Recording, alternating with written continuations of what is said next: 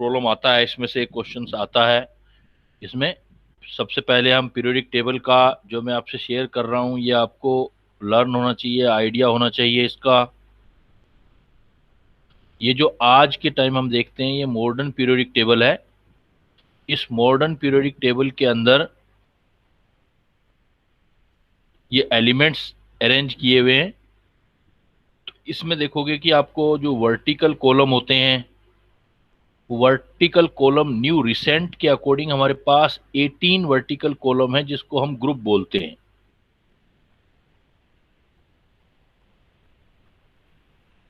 That is known age group.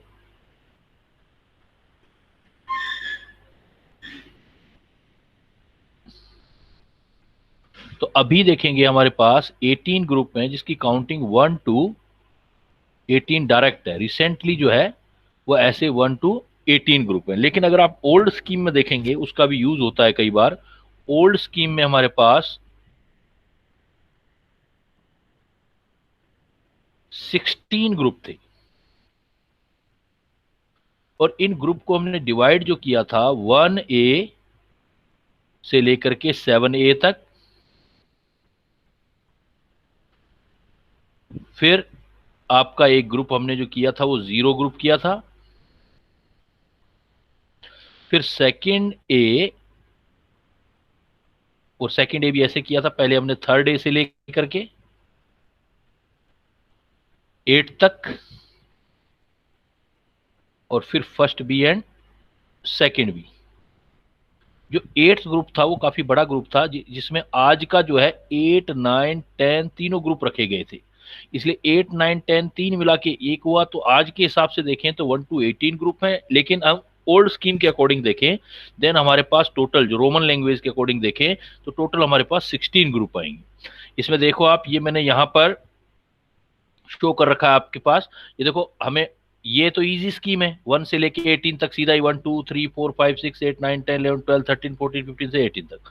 But इसमें क्या ध्यान रखना है आपको, रोमन लैंग्वेज वाला ध्यान रखना है। रोमन लैंग्वेज में फर्स्ट ए ग्रुप, सेकेंड ए, फिर सीधा इधर आ जाओगे, third A, fourth A, fifth A, sixth A, seventh, और ये 0 ग्रुप जो मैंने यहाँ लिखा।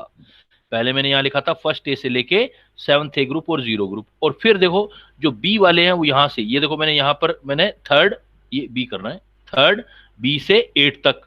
देखो, third B, fourth B, fifth B, sixth B, seventh, फिर 8th। रिसेंटली जो आप देखोगे 8, 9, 10 तीनों ग्रुप को रोमन लैंग्वेज के 8 ग्रुप के अंदर रखा गया है।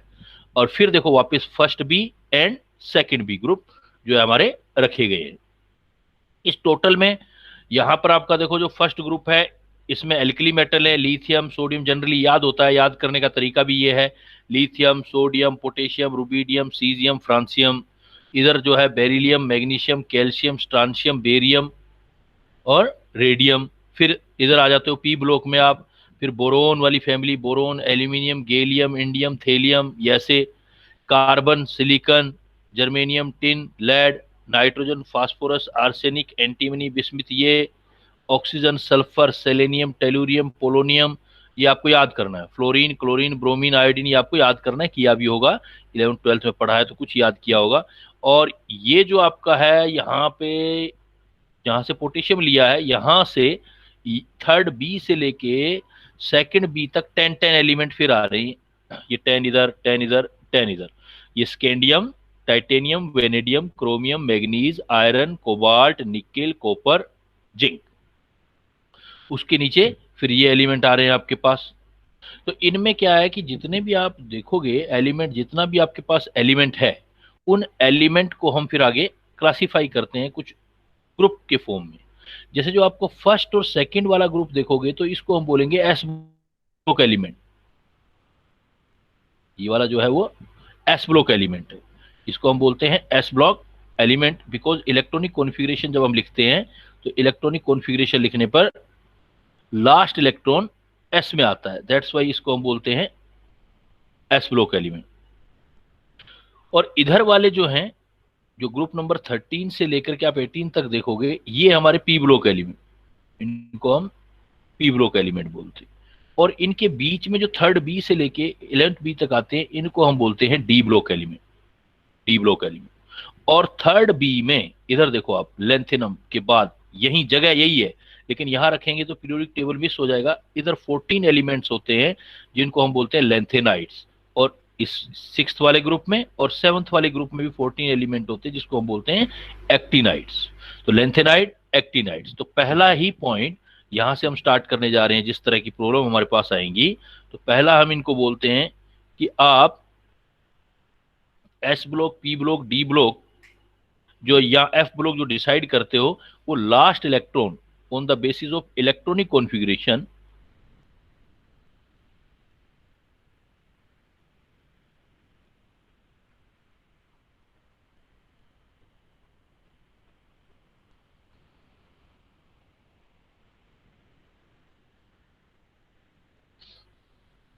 on the basis of electronic configuration,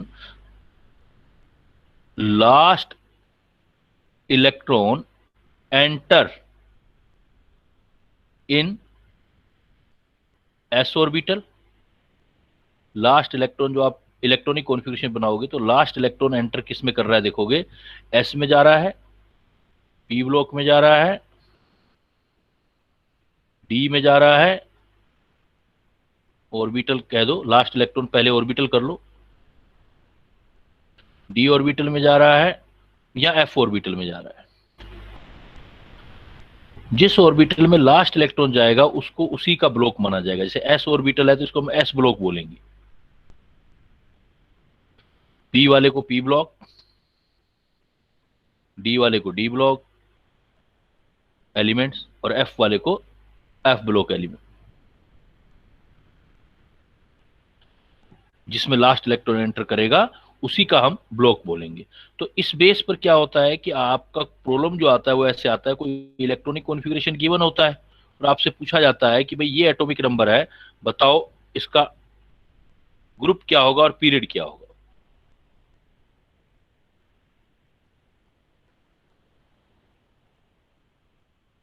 calculation of group number and period number. Calculation of group number and period number. तो इसमें क्या करोगे आप, देखो पहले आप क्या रिकॉग्नाइज करोगे कि ब्लॉक कौन सा है। फर्स्ट क्या रिकॉग्नाइज करोगे, फर्स्ट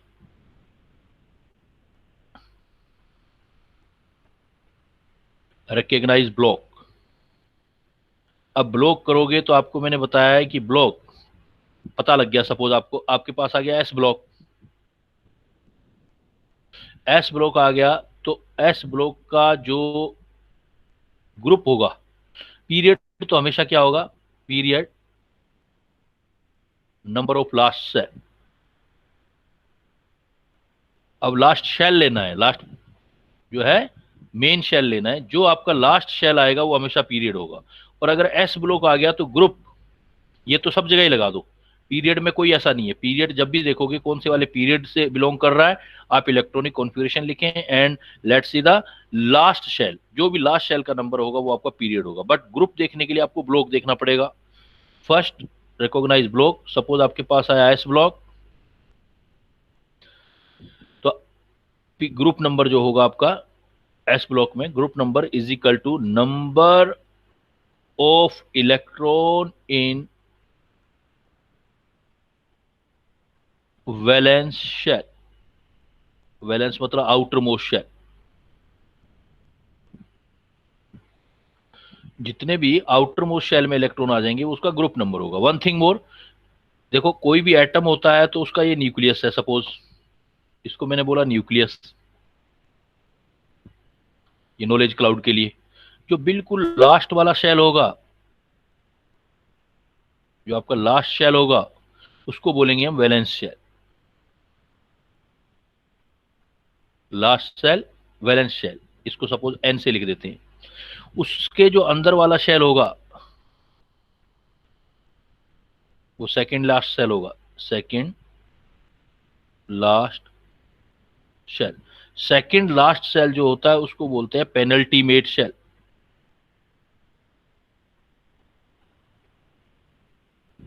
पेनल्टीमेट शेल, या पेनल्टीमेट शेल के साथ बेटा इसको हम बोल सकते हैं n-1, लास्ट से एक पहले n-1 शेल।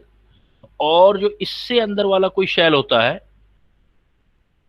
किसी भी एटम में, लास्ट शेल से भी पहले वाला अगर कोई शेल होता है तो मतलब सेकंड लास्ट से हम क्या बोलेंगे, third last shell. Suppose we have third last shell, then this third last shell is known as anti-penultimate shell. That is known as anti-penultimate shell. Third last वाले को हम बोलते हैं एंटी पेनल्टीमेट, और इसको n-2 भी बोल सकते हैं। बाकी कोई भी होंगे तो अंदर जितने भी होंगे उनको बोलेंगे इनर शेल। बट ये तीन ध्यान रखने हैं, लास्ट वाला वैलेंस शेल, उससे अंदर वाला पेनल्टीमेट शेल, और उससे अंदर वाला एंटी पेनल्टीमेट शेल। तो हमें क्या है कि जब हम इलेक्ट्रॉनिक कॉन्फ़िगरेशन लिखें और लास्ट इलेक्ट्रॉन s ऑर्बिटल में चला जाए, देन उस एलिमेंट का ब्लॉक होगा s block, and group number जो होगा वो होगा number of electron in valence shell, मतलब आउटर मोस्ट शेल में कितना इलेक्ट्रॉन है वो उसका ग्रुप नंबर आ जाएगा। सपोज अगर आपका ब्लॉक निकला पी ब्लॉक, तो पी ब्लॉक अगर आपका निकला है तो पी ब्लॉक में ग्रुप नंबर होगा आपका 10 plus number of electron in valence shell.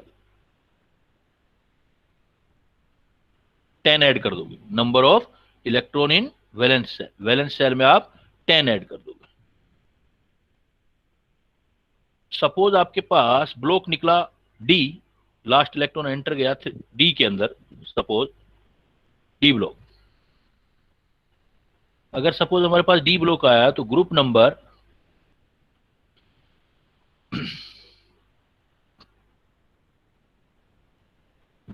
इसमें ग्रुप नंबर जो निकालोगे उसमें देखोगे आप penalty made D electron,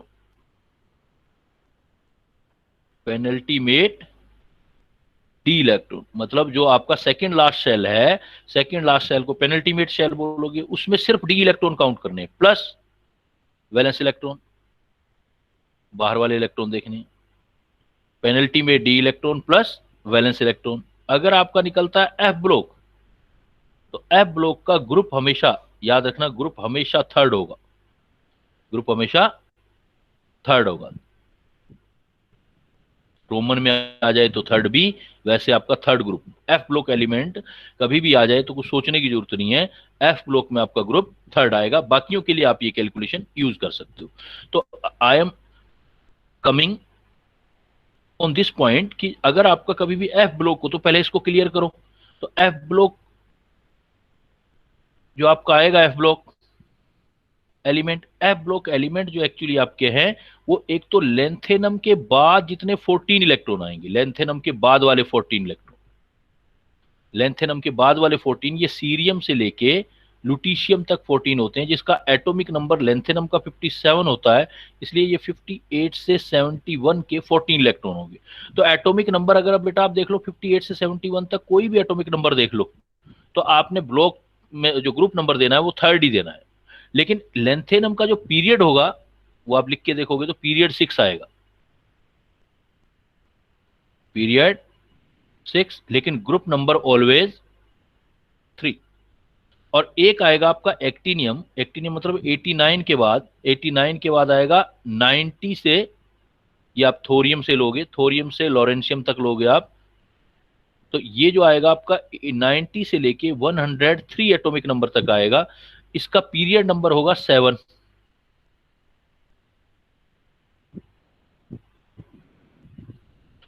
period 7 है, ग्रुप नंबर वही 3। तो ये एटॉमिक नंबर अगर कहीं देखते हो आप, इन वाले एटॉमिक नंबर, फिर तो कोई प्रॉब्लम ही नहीं है। 58 से लेके 71 तक एटॉमिक नंबर, या 90 से लेके 103 तक ग्रुप नंबर ऑलवेज 3, और पीरियड नंबर अगर 58 से 71 है तो 6, और ग्रुप नंबर है तो आपका 7। सपोज मैं आपसे ये प्रॉब्लम पूछता हूं, एक एक क्वेश्चन देता हूं मैं,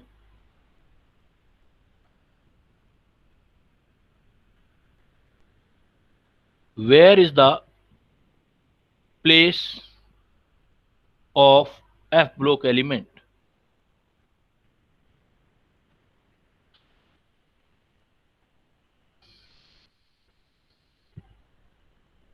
below the periodic table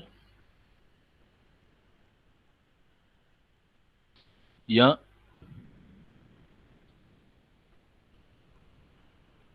third group in sixth and seventh period, क्या आंसर दोगे बेटा बताओ? अगर एग्जाम में एफ ब्लॉक एलिमेंट आएगा तो हम बोलेंगे third group in sixth and seventh period. ऐसा नहीं कि पीरियोडिक टेबल बनाई हुई होती है तो हम सोचते हैं कि नीचे बना रखा है, नीचे इलेक्ट्रॉन दिखा रखे हैं, जब भी हम बनाते हैं तो हमें ये तो ऐसे दिखता है ना। तो वो तो सिर्फ इसलिए कर रखा है कि भाई उस वहां अगर ये 14 एलिमेंट रख दिए तो पीरियोडिक टेबल जो होगा उसका डिजाइन डिस्टर्ब हो जाएगा, इसलिए हम नीचे दिखा देते हैं, यहाँ पर नीचे दिखा देते हैं पीरियोडिक टेबल के, लेकिन नीचे प्लेस नहीं है, प्लेस इसका यही है। 57 के बाद 14 एलिमेंट है और एक्टिनियम के बाद 14 एलिमेंट है। हाँ, अगर बाकियों के आपने निकालने हैं तो जो मैंने अभी चीज बताई है वो यूज करो, लेंथेनाइड एक्टिनाइड के बाद। सपोज दूसरे टाइप का प्रॉब्लम दे रहा हूं मैं, अब मैं आपको कहता हूं next problem, provide the period and group number of elements having following atomic number: number 1 19, number 2 26, number 3 33 sorry, number 400। तो बेटा ये एटॉमिक नंबर दे दिया हमें, कोई भी एग्जाम में कोई भी एटॉमिक नंबर आ सकता है आपका, तो ऐसा एटॉमिक नंबर दे दिया, पीरियड और आपने ग्रुप नंबर बताना है। तो क्या करोगे बेटा, कैसे करोगे? अभी मैंने बताया सबसे पहला स्टेप क्या होगा आपका, सबसे पहला स्टेप क्या लिखोगे बेटा?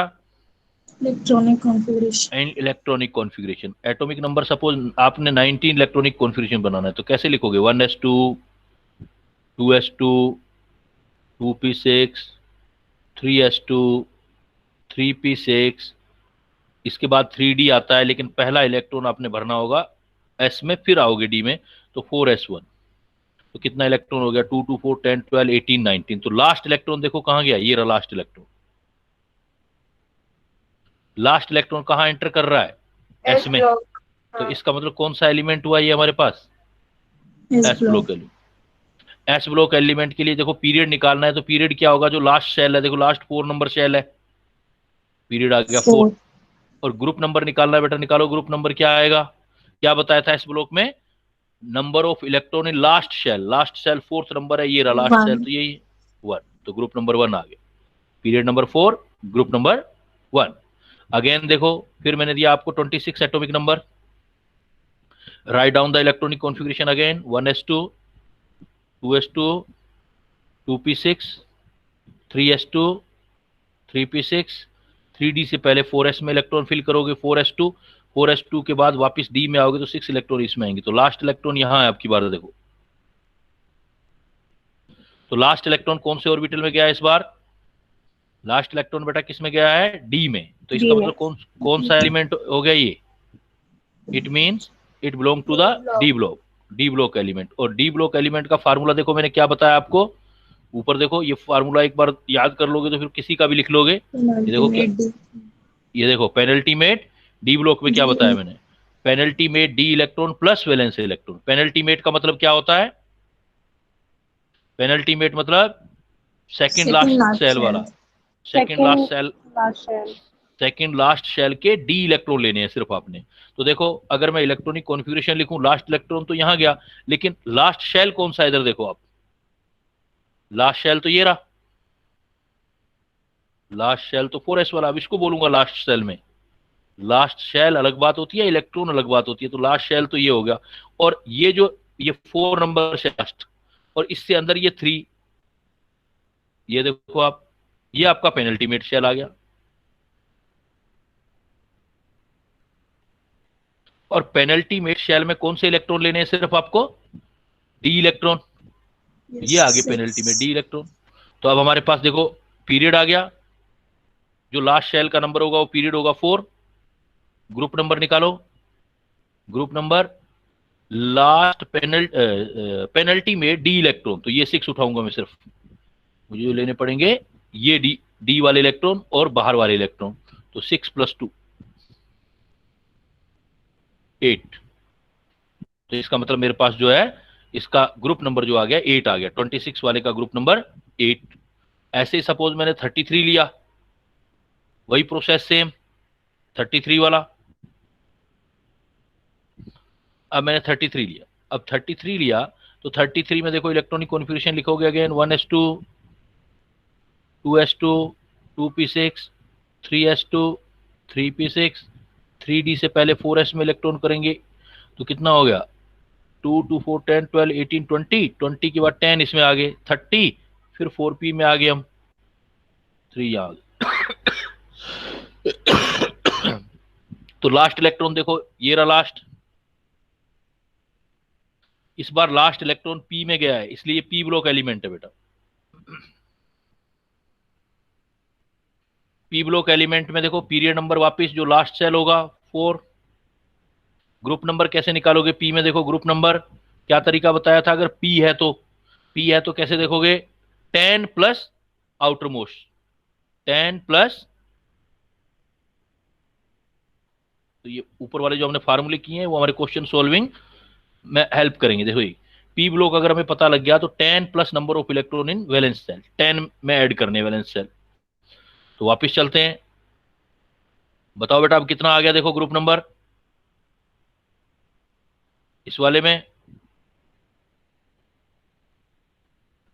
10 ग्रुप नंबर 5 10 प्लस, गुड बेटा, 10 प्लस आउटर मोस्ट शेल 4 ये है, तो ये भी तो है, तो पूरा 4 लेना है, पूरा शेल लेना है आपने, तो पूरा शेल लोगे तो 4 नंबर शेल में आउटर मोस्ट शेल ये रहा, तो आउटर मोस्ट में 3 + 2 तो टोटल 5 दे देंगे आप, तो ग्रुप नंबर आ जाएगा 15, group number 15। And fourth example दिया था, सपोज एटॉमिक नंबर 100 है, तो क्या दूं बेटा, देखो 100 है तो 100 है तो इसका मतलब कितना हो गया ये ग्रुप नंबर 9, 3 पीरियड नंबर 7। हाँ क्योंकि 90 से 103 के बीच में आएगा, और ये जो होते हैं एक्टिनोइड होते हैं, तो इनका तो ग्रुप नंबर ऑलवेज, एक्टिनोइड का पीरियड नंबर 7 और ग्रुप नंबर जो ऑलवेज होगा वो 3 आ जाएगा। कुछ सोचने की जरूरत नहीं है, लिखने की भी जरूरत नहीं है, अगर हमारे पास ऐसे आ जाता है तो इस टाइप से आप जो हमारी रिसेंट जो पीरियोडिक टेबल है, उस रिसेंट पीरियोडिक टेबल में हम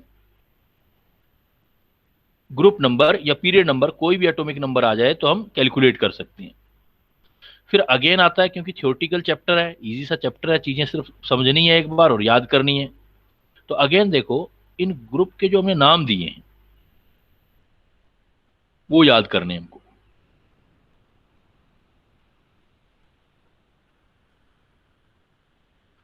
इसमें देखो जो हमारा लास्ट शेल है, ये लास्ट ग्रुप है, जो लास्ट 18 ग्रुप जो हम ले रखा है हमने, लास्ट ग्रुप के अंदर को हम बोलते हैं नोबल गैस। एक होती है नोबल गैस बेटा, एक होती है नोबल मेटल, ये तो नोबल गैस हैं, नोबल गैसेज हैं, noble gases, helium, neon, argon, krypton. तो ये क्या है कि जनरली किसी रिएक्शन नहीं करती, इसलिए नॉन रिएक्टिंग गैसेज भी बोल देते हैं, या नोबल या नॉन रिएक्टिंग गैस बोल देते हैं। इसके पहले वाला ग्रुप जो आता है, जो 17 ग्रुप है, इसको बोलते हैं हैलोजन। 17 ग्रुप को क्या बोलते हैं हम, हैलोजन। हैलोजन क्यों बोलते हैं इसको, हैलोजन जो इसलिए बोलते हैं क्योंकि इनके जो साल्ट हैं, सी वाटर के अंदर इनके सॉल्ट मिलते हैं, सी वाटर के इनके सॉल्ट हैं, तो सॉल्ट फॉर्मिंग है। हैलोजन क्यों बोलते हैं, रीजन पता होना चाहिए, सॉल्ट फॉर्मिंग इन सी वाटर, सी वाटर में सॉल्ट फॉर्मिंग मिलेगी, सॉल्ट फॉर्म करते हैं, जैसे NaCl आ जाता है। 16th ग्रुप देखो, 16, फिर जो हमारा 16th ग्रुप है, इस 16th ग्रुप को बोलते हैं chalcogen. It is known as chalcogen, because ये और फॉर्म करते हैं, ज्यादातर और फॉर्मिंग, ज्यादातर और देखोगे आप जो मेटलर्जी करते हो तो उसमें जो भी और देखते हो आप, तो और में ऑक्सीजन या सल्फर के मिलेंगे, जैसे आपको देखे, जैसे हेमेटाइट Fe2O3, तो जैसे आप कहते हो कॉपर पायराइटी CuFeS2, सल्फर आ गया। तो ऑक्सीजन और सल्फर इसी फैमिली के ज्यादातर होते हैं, इसलिए इनको और फॉर्मिंग है, that's why this group is known as chalcogen. फिर आपके पास आता है ये 15th नंबर ग्रुप, इन कुछ ग्रुप के फिक्स नेम है। 15th नंबर ग्रुप को बोलते हैं निकोजन, पी साइलेंट रहता है, निकोजन, जैसे निमोनिया में पी साइलेंट रहता है ऐसे ही निकोजन।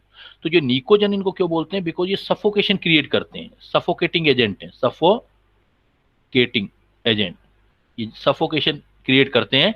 नाइट्रोजन, नाइट्रोजन देखो इवन ऊपर वाला मेंबर जैसे नाइट्रोजन है, फास्फोरस है, तो सफोकेशन बढ़ते जाएगा जैसे जैसे नीचे जाओगे, नीचे में तो इतना ज्यादा सफोकेशन हो जाएगा नीचे वाले एलिमेंट, तो वो तो एज ए पॉइजन का वर्क करते हैं, जैसे देखोगे ना आर्सेनिक, एंटीमनी, ये तो पॉइजन का काम करने लग जाएंगे। नाइट्रोजन, फास्फोरस, जहां भी देखो, जहां भी हमारा जो पब्लिक यूरिन जो बना होता है, टॉयलेट जो बना होता है, रेलवे स्टेशन वगैरह देखो, तो उसके पास से निकलना बड़ा मुश्किल होता है, क्योंकि साफ सफाई पूरी नहीं होती, और हमारा जो नाइट्रोजिनस मटेरियल होता है तो उसमें स्मेल आती है। तो माचिस देखो, माचिस की तीली जब जलाते हो उसको, तो उसमें देखो स्मेल आता है और सफोकेशन क्रिएट करता है, फॉस्फोरस होती है उसमें। तो इस फैमिली के मेंबर जो है नाइट्रोजन, फास्फोरस, आर्सेनिक, एंटीमनी, ये सफोकेटिंग एजेंट है, इसलिए that's why they are known as pnictogens, इनको हम निकोजन्स बोलते हैं इन सबको। तो एक बार रिपीट कर दो, 16th ग्रुप वाले को क्या बोलते हो बेटा? 16 ग्रुप को चाल्कोजन। क्यों बोलते हैं चाल्कोजन? और फॉर्मिंग। और फॉर्मिंग करते हैं।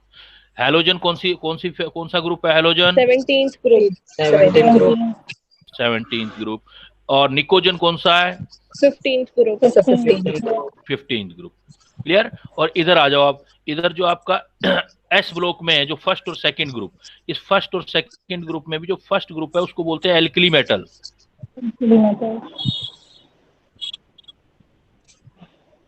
Alkali metal. और जो सेकंड ग्रुप है इसको बोलते हैं एल्केलाइन अर्थ मेटल।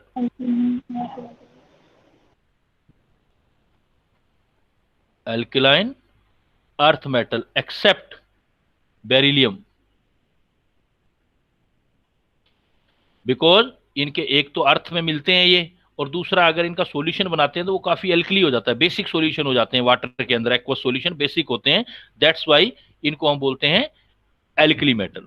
दूसरी चीज आप देखोगे, एक तो ये फिर नेमिंग आ गई, दूसरा आप देखोगे कि इसमें ब्लॉक के हिसाब से हमने डिवाइड किया, तो फर्स्ट और सेकंड को हम एस ब्लॉक एलिमेंट कह रहे हैं, फिर इधर से ये पी ब्लॉक एलिमेंट आ रहे हैं। तो इनमें एस और पी ब्लॉक एलिमेंट को स्पेशली मिला के, नोबल गैसेस को छोड़ के, हम बोलते हैं रिप्रेजेंटेटिव एलिमेंट, इनके स्पेशल फिर कुछ नाम है।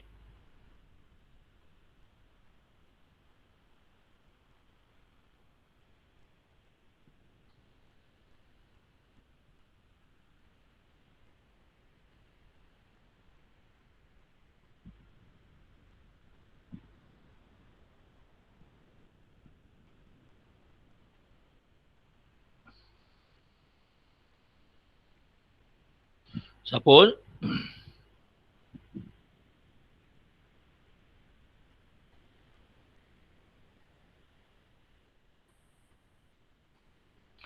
ये आपका पीरियोडिक टेबल है,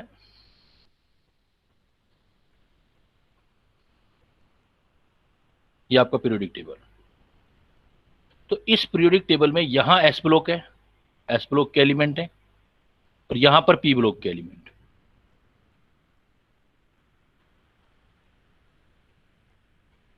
पी ब्लॉक का एक्सेप्शन है एक हीलियम, उसमें लास्ट इलेक्ट्रॉन देखोगे होता तो यहां हीलियम, लेकिन हीलियम में इलेक्ट्रॉन जो है आउटर मोस्ट एस ऑर्बिटल में जा रहा है, तो एस ब्लॉक, पी ब्लॉक, लेकिन मानेंगे इसको पी ब्लॉक का। एस ब्लॉक, पी ब्लॉक है, बीच में डी और एफ है, d block, F block element. इसमें से जो एस और पी ब्लॉक एलिमेंट है, मतलब वन ग्रुप, 1 2 और फिर यहां से ये कितना 12 13 से 18 17 तक, एक 18 भी होता है, 18 छोड़ दो, ये जो आपके 13 से 17 है, ये ग्रुप जो है आपके, इनको जनरली इन्हीं की प्रॉपर्टी हम स्टडी करते हैं, इसलिए इनको हम बोलते हैं representative element.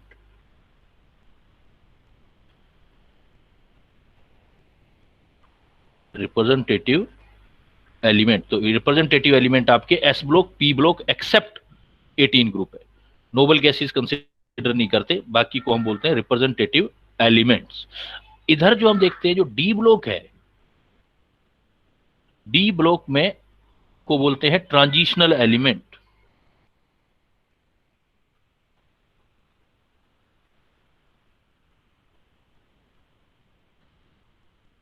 Except 12th group. 12th group को डी ब्लॉक तो बोला जाता है, लेकिन ट्रांजिशनल एलिमेंट नहीं बोलते। Transitional element except 12th। 12th कौन सा है? जिंक कैडमियम मरकरी वाला, जिंक कैडमियम मरकरी। तो पॉइंट ये आता है कि ये नाम क्यों आया, इनको ट्रांजिशन एलिमेंट क्यों बोलते हैं, या किन एलिमेंट्स को हम ट्रांजिशन एलिमेंट बोलते हैं। तो इसका हम डेफिनेशन कहेंगे, जो भी ट्रांजिशन एलिमेंट आपने नाम देना होगा,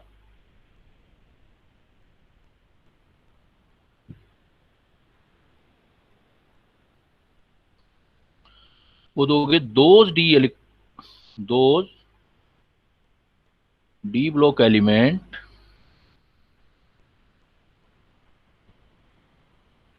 which have incomplete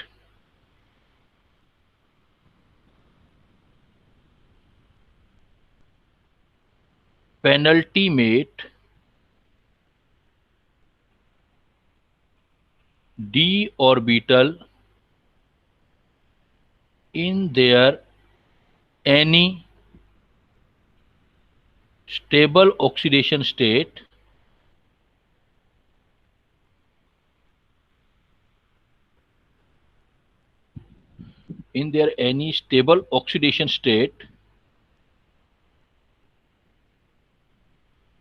are considered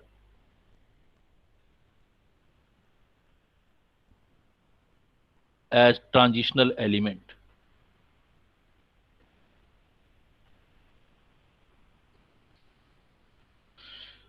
ध्यान देना इस बात पे, ट्रांजिशनल किसको बोलते हैं? डी ब्लॉक एलिमेंट होना चाहिए एक तो, D block element which have incomplete penultimate D orbital. उसमें ना डी ऑर्बिटल फुल नहीं होना चाहिए। किसमें? किसी भी अपने कंपाउंड के अंदर।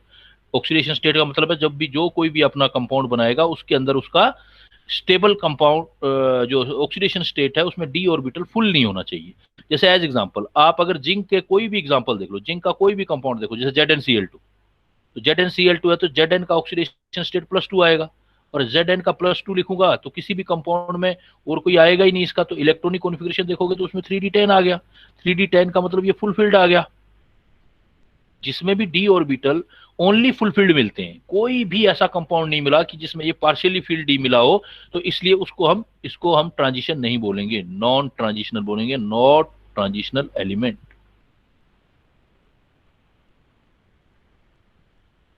अब आप जैसे एग्जांपल लोगे कॉपर का, अब कॉपर के कंपाउंड देखो, जैसे कॉपर सल्फेट, तो कंपाउंड Cu+2 मिल गया, तो C+2 का मतलब तो D9 हो गया। तो कोई भी एक आधा भी कंपाउंड मिल गया अगर हमें जिसमें पार्शियल, अब ये जो है इनकम्प्लीट फील्ड है, इनकम्प्लीट फील्ड, तो इनकम्प्लीट फील्ड है तो इसको हम ट्रांजिशन एलिमेंट बोलेंगे। जिसमें डी ऑर्बिटल पूरा भरा हुआ ना मिले, कोई भी ऐसा कंपाउंड, अगर एक भी कंपाउंड ऐसा मिल गया जिसमें ये पूरा भरा हुआ नहीं है तो उसको हम ट्रांजिशनल एलिमेंट बोल सकते हैं। लेकिन जिंक कैडमियम मरकरी का आज तक कोई भी ऐसा कंपाउंड नहीं मिला है कि जिसमें डी जो हो वो इनकम्प्लीटली फील्ड हो। जितने भी कंपाउंड मिले सब में डी फुल फील्ड होता है। तो कॉपर सिल्वर, क्योंकि कॉपर से कंफ्यूज कहां हो सकते हो आप, कहोगे सर कॉपर क्यूप्रस क्लोराइड ले लेते हैं, Cu2Cl2, ये तो क्यूप्रस क्लोराइड है। क्यूप्रस क्लोराइड लोगे तो आप कहोगे Cu+1 है, और Cu+1 है तो आप कहोगे सर ये तो D10 है। लेकिन इसके ऐसे कंपाउंड भी तो मिल रहे हैं D9 वाले। तो अगर एक भी कंपाउंड अगर मिल गया, इनकम्प्लीटली फील्ड मिलता है आपको, ऐसा कोई एग्जांपल देखते हो तो उसको ट्रांजिशन बोल सकते हो। इसलिए हम क्या कहते हैं, ये कंफ्यूजन क्रिएट करते हैं। So don't get confuse, and specially remember copper, silver and gold, copper, silver and gold are typical transitional element।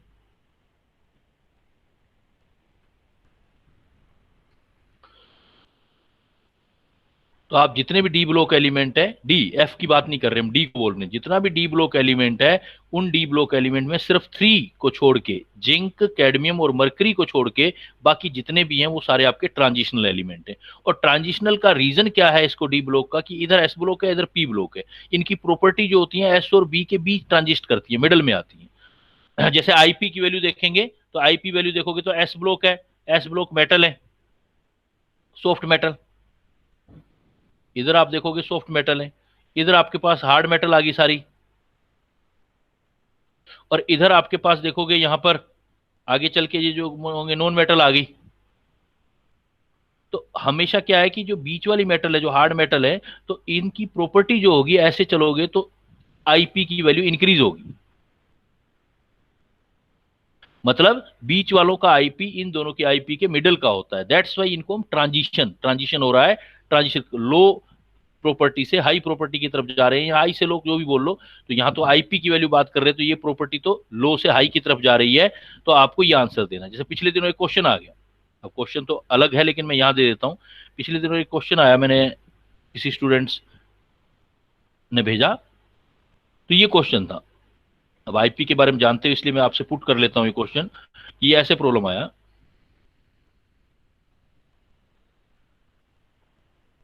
which of following has maximum IP value. Answer था potassium, scandium, caesium, fourth sodium. अब देखो हम क्या answer देंगे। अभी हमें कोई IP YP के बारे में कुछ पढ़ा ही नहीं हमने, आयनेशन पोटेंशियल, लेकिन हमें इतना तो पता है ना कि भाई ये देखो पोटेशियम हो गया, सीजियम हो गया, सोडियम हो गया, ये तो सारी सॉफ्ट मेटल है, मेटल तो है लेकिन सॉफ्ट मेटल है, और ये हार्ड मेटल में आ जाएगी स्कैंडियम। तो आंसर हम स्कैंडियम देंगे, क्योंकि प्रॉपर्टी जो होगी सॉफ्ट मेटल से नॉन मेटल की तरफ आईपी की वैल्यू इंक्रीज होती है। तो हमें चाहे उनके डेटा पता है, सीक्वेंस पता है, नहीं पता, लेकिन हमने इस चीज से आइडिया लगा लिया कि भाई आयरन से इलेक्ट्रॉन निकालना डिफिकल्ट है, आयरन कहाँ आएगा, हार्ड मेटल के अंदर आएगा, एज कंपेयर टू सोडियम से। सोडियम को थोड़ा सा भी हीट करोगे तो इलेक्ट्रॉन रिलीज हो जाएंगे। तो ये हमारे पास ट्रांजिशनल एलिमेंट होते हैं, these are the transitional element. तो बताओ बेटा ट्रांजिशनल एलिमेंट किसको बोलोगे आप, क्या डेफिनेशन दोगे transitional element? Those who have incomplete penultimate d orbital in their any stable oxidation state. Any stable oxidation state, अपनी किसी भी स्टेबल ऑक्सीडेशन स्टेट में इनकम्प्लीट डी ऑर्बिटल है पेनल्टीमेट, देन उसको हम ट्रांजिशनल एलिमेंट कंसीडर करेंगे। एक आता है इनके जर्नल इलेक्ट्रॉनिक कॉन्फ़िगरेशन, इस पर क्वेश्चन बनता है इसी पार्ट में, ये जो पार्ट हम कर रहे हैं स्पेशल नेम में। तो रिप्रेजेंटेटिव एलिमेंट और डी ब्लॉक एलिमेंट को हम स्पेशली बोलेंगे, एस और पी को बोलेंगे रिप्रेजेंटेटिव एलिमेंट एक्सेप्ट आपका 18th ग्रुप, और डी ब्लॉक को हम बोलेंगे ट्रांजिशनल एलिमेंट एक्सेप्ट आपका 12th ग्रुप। फिर आते हैं हमारे इनर ट्रांजिशनल एलिमेंट।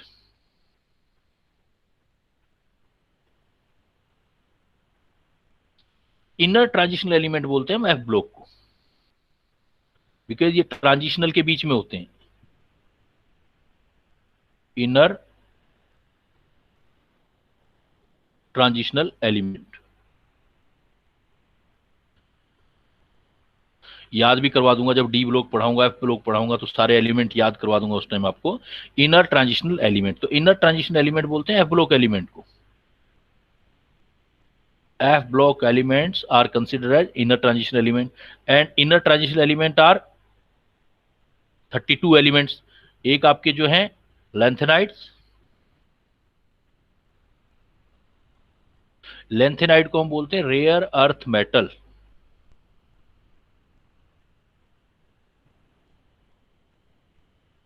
और एक होते हैं एक्टिनाइड्स।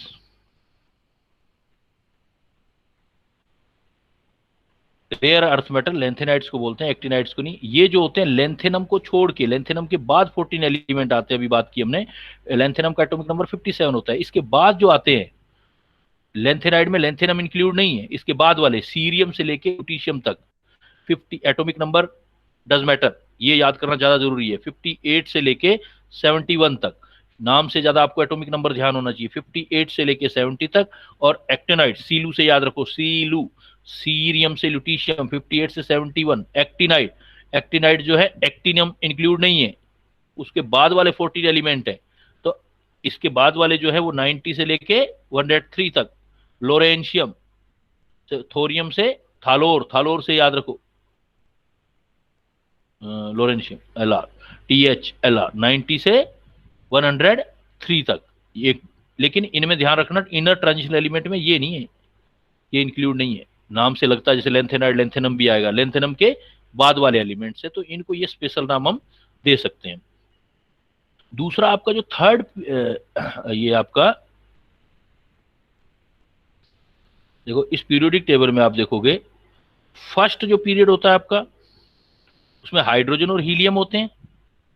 हाइड्रोजन इधर आता है, हीलियम सेकंड में जो आप करते हो लिथियम वाला आता है, और थर्ड में देखोगे तो सोडियम आएगा आपका, सोडियम, मैग्नीशियम, फिर इधर aluminium, silicon, phosphorus, sulphur, chlorine और नियोन, आर्गन। तो ये वाला जो थर्ड पीरियड है, इस थर्ड पीरियड का भी स्पेशल नाम है।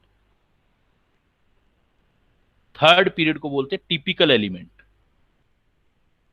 एक होते हैं रिप्रेजेंटेटिव एलिमेंट, एक टिपिकल एलिमेंट। देखो मैंने आपको 4 नेम बताए हैं, representative element, transitional element, inner transitional element and typical element. तो टिपिकल एलिमेंट कौन सा होगा, कौन से होंगे टिपिकल एलिमेंट? एलिमेंट्स ऑफ, कौन से ग्रुप का पीरियड बताओगे बेटा? डू डू रिप्लाई, कि मतलब उससे क्या याद होगा आपको, कि आपसे पूछा जाए, क्योंकि कंफ्यूजन आ जाएगा भाई, रिप्रेजेंटेटिव एलिमेंट कौन सा है, टिपिकल एलिमेंट कौन सा है। तो typical element third period, represent, इसका मतलब जो टिपिकल एलिमेंट है वो रिप्रेजेंटेटिव एलिमेंट भी है। तो सारे रिप्रेजेंटेटिव एलिमेंट टिपिकल एलिमेंट नहीं है, बट जितने all typical element are the representative element, वो रिप्रेजेंटेटिव एलिमेंट की कैटेगरी में आते हैं।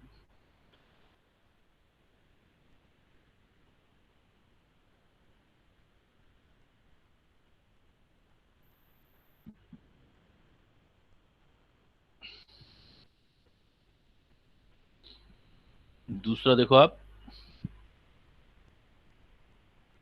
IUPAC naming of element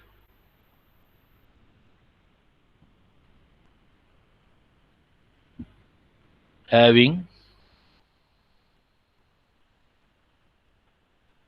atomic number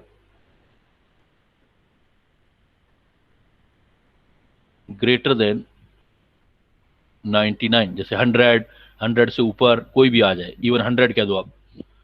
तो इसके लिए क्या है कि अब हुआ क्या कि जैसे जैसे एलिमेंट डिस्कवर होते गए, तो एक एलिमेंट दो दो सिटी के अंदर दो दो साइंटिस्टों ने अलग अलग जगह निकाला, तो फिर उनमें क्या ये होने लगा कि भाई हमारे कंट्री के हिसाब से नाम रखो। जैसे आप देखोगे बहुत सारे एलिमेंट इसी टाइप, जैसे अमेरिकन, अमेरिका के नाम पे, तो ऐसे एलिमेंट के नाम थे, रदरफोर्डियम, ऐसे नाम थे। तो इसको खत्म करने के लिए अब गवर्नमेंट ने क्या कर दिया है, जो इंटरनेशनल हमारी है केमिस्ट्री की यूनियन, उसने क्या है कि रूल बनाया है, कहता है कि ऐसा करो आप अब एटॉमिक नंबर के बेस पे नाम दिया करो, उसके अकॉर्डिंग। जैसे 1 0 है, नंबर ये आ सकते हैं 0 1 2 3 4 5 6 7 8 9 तक आ सकता है। तो 0 1 2 3 4 है, तो इसके अकॉर्डिंग देखो, 0 है तो कहता नील कर दो, नील का मतलब एन ले लो उसका, नील। और जैसे 1 है तो इसको कर दो अन, 2 है तो बाई, 3 है तो ट्राई, 4 है तो क्वाड, फर्स्ट लेटर लिखते जाओ वो कह रहा है, 5 है तो पैंट, 6 है तो हैग्स, 7 है तो सेप्ट, 8 है तो ऑक्ट, ओ ले लेना, 9 है तो इन, ई ले लेना। जैसे वो कहता है कि आपको मान लो सपोज लिखना है कि एटॉमिक नंबर है आपके पास 120 है, सपोज 120 एटॉमिक नंबर है, तो कहता है इसका आईयूपीएसी नेम देना है। एटॉमिक नंबर देखा हमने 120, तो एटॉमिक नंबर देना है, तो एटॉमिक नंबर क्या नेम देना है आईयूपीएसी, तो क्या देखो देखो 1 है, 1 को क्या बोलेंगे अन, 2 को बाई, 0 को नील, ईएम लगा दो पीछे, un bi nil ium, unbinilium. और शॉर्टकट में लिखना है तो हर किसी का फर्स्ट लेटर, जैसे अन का फर्स्ट, बाई का फर्स्ट, नील का फर्स्ट, तो यू बी एन, यूबीएन आ गया, एग्जाम में ऐसे आएगा, यूबीएन आ गया। तो सपोज मैं आपको कह देता हूं कि मुझे ये बताओ इसका एटॉमिक नंबर कितना होगा, you Q S, you Q S है, एटॉमिक नंबर फाइंड करो, क्या एटॉमिक, 147. So 147. 147. 147। तो यू का मतलब क्या आएगा, अन, क्यू का मतलब क्वाड, एस मतलब सेप्टियम, 147 एटॉमिक नंबर एलिमेंट होगा तो उसका ऐसे नाम रख लेंगे। यहां पर आप एक चीज और कर सकते हो, मैं आपको एक ट्रिक दे रहा हूं, हिंट दे रहा हूं।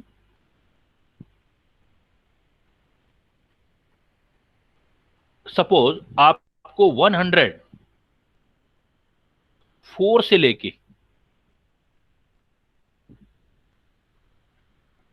एटॉमिक नंबर 104 से लेके और 118 तक आता है, तो जो आपका पीरियड होगा वो 7 आएगा हमेशा, और जो ग्रुप होगा लास्ट 2 डिजिट। जैसे एज एग्जांपल मैं आपको कह दूं 117, तो बताओ इसकी फैमिली कौन सी होगी। तो ये देखो 104 से लेके 18 के बीच में है, तो 4 और 18 में लास्ट 2 डिजिट ले लो, उठा लो, इसका मतलब इसका 17 नंबर ग्रुप आ रहा है, ग्रुप आ गया 17, तो ग्रुप 17 है तो फैमिली कौन सी आ गई, हेलोजन। अगर नेक्स्ट डिस्कवरी हुई तो नेक्स्ट जो हेलोजन, अभी तक तो आपने फ्लोरीन, क्लोरीन, ब्रोमीन, आयोडीन पढ़ा है, अगर आप नेक्स्ट हेलोजन देखेंगे तो नेक्स्ट हेलोजन जो आपका आएगा उसका एटॉमिक नंबर 117 आएगा। अगर मैं आपको ये बोल देता हूं कि 105 का ग्रुप नंबर बताओ, 5. 5, 05, 5, तो ग्रुप नंबर कितना आ जाएगा, 5। लेकिन ये यूज ध्यान करना, इसलिए मैंने नॉलेज क्लाउड में लिखा है, ये नोट में लिखा है कि it is applicable only from atomic number 104 से 118 तक है, वहां तक के लिए हमारा एप्लीकेबल है। तो आईयूपीसी नेमिंग के बाद सर एक बार ये ट्रिक दोबारा बता देना।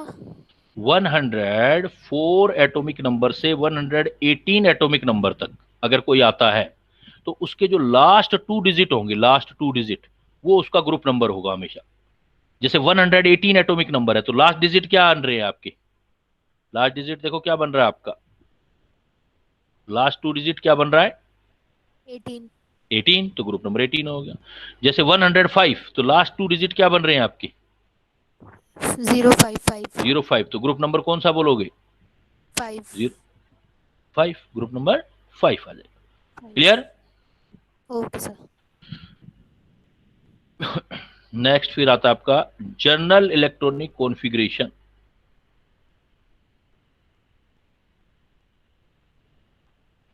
जर्नल इलेक्ट्रॉनिक कॉन्फ़िगरेशन, देखो जो जनरल इलेक्ट्रॉनिक कॉन्फ़िगरेशन है फिर डिपेंड करेगा कि ब्लॉक क्या है। अगर आपके पास एस ब्लॉक है तो काफी इंपॉर्टेंट है ये, एस ब्लॉक है तो आप लिखोगे एन एस 1 से लेके 2 तक। अगर एन एस, एन मतलब आउटर मोस्ट शेल है, यहाँ पर एस ब्लॉक हो जाएगा। अगर हमारे पास पी ब्लॉक है, आउटर मोस्ट एस ऑर्बिटल में 2 इलेक्ट्रॉन और आउटर मोस्ट पी ऑर्बिटल में 1 से लेके 6 इलेक्ट्रॉन तक आएंगे, n s two n p 1 to 6 है अभी भी एन, एन का मतलब आउटर मोस्ट शेल आ गया। सपोज आपके पास डी ब्लॉक आ जाए तो n-1 डी में 1 से लेके 10 तक इलेक्ट्रॉन और एन एस में 0 से 2। अगर ये नहीं हो तो 1 से 2 कर देना, अदरवाइज 0 से 2 तक एन एस में मिलेंगे। जैसे हमने लास्ट टाइम किया था, लास्ट लेक्चर के अंदर कि हमने क्रोमियम कॉपर किया था तो एस में 1 आया था, अभी जिंक में देखा था तो 2 आ गया, जिंक का लिखोगे तो। और एक मैंने आपको करवाया था निकल पैलेडियम, पैलेडियम में देखो एन एस 0 भी हो गया था, तो n-1 ये पेनल्टी मेट हो गया, n-1 का मतलब ये पेनल्टी मेट हो गया।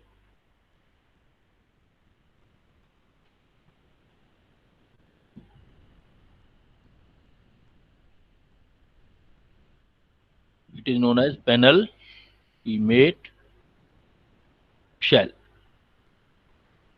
ये penultimate shell, d orbital of penultimate shell, और n जो है वो आउटर मोस्ट शेल है।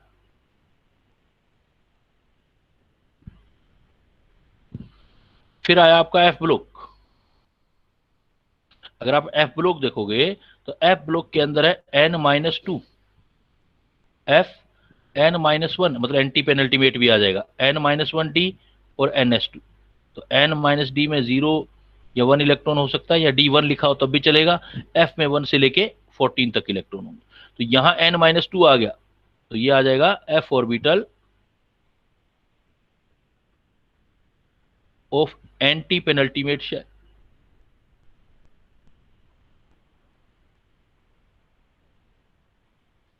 n-1 वही, फिर पेनल्टीमेट, और ns हो जाएगा आउटर मोस्ट शेल। तो ये इलेक्ट्रॉनिक कॉन्फ़िगरेशन आपने ध्यान से करने। क्वेश्चन लगते इजी है, लेकिन पता नहीं लगता कि कॉन्फिडेंस के साथ हम नेगेटिव पर बैठ जाते हैं।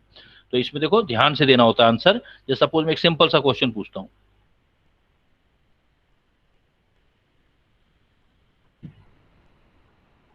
कैलकुलेट द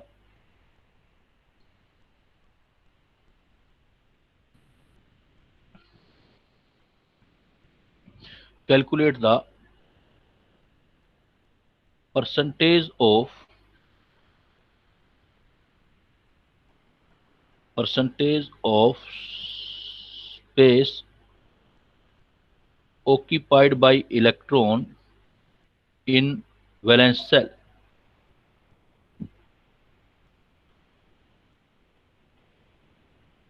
इन सपोज कोई भी ले लेते हैं, सोडियम। बताओ कितना कैलकुलेट करो। Calculate the percentage of space occupied by electron in valence cell of sodium। ये करना है आप।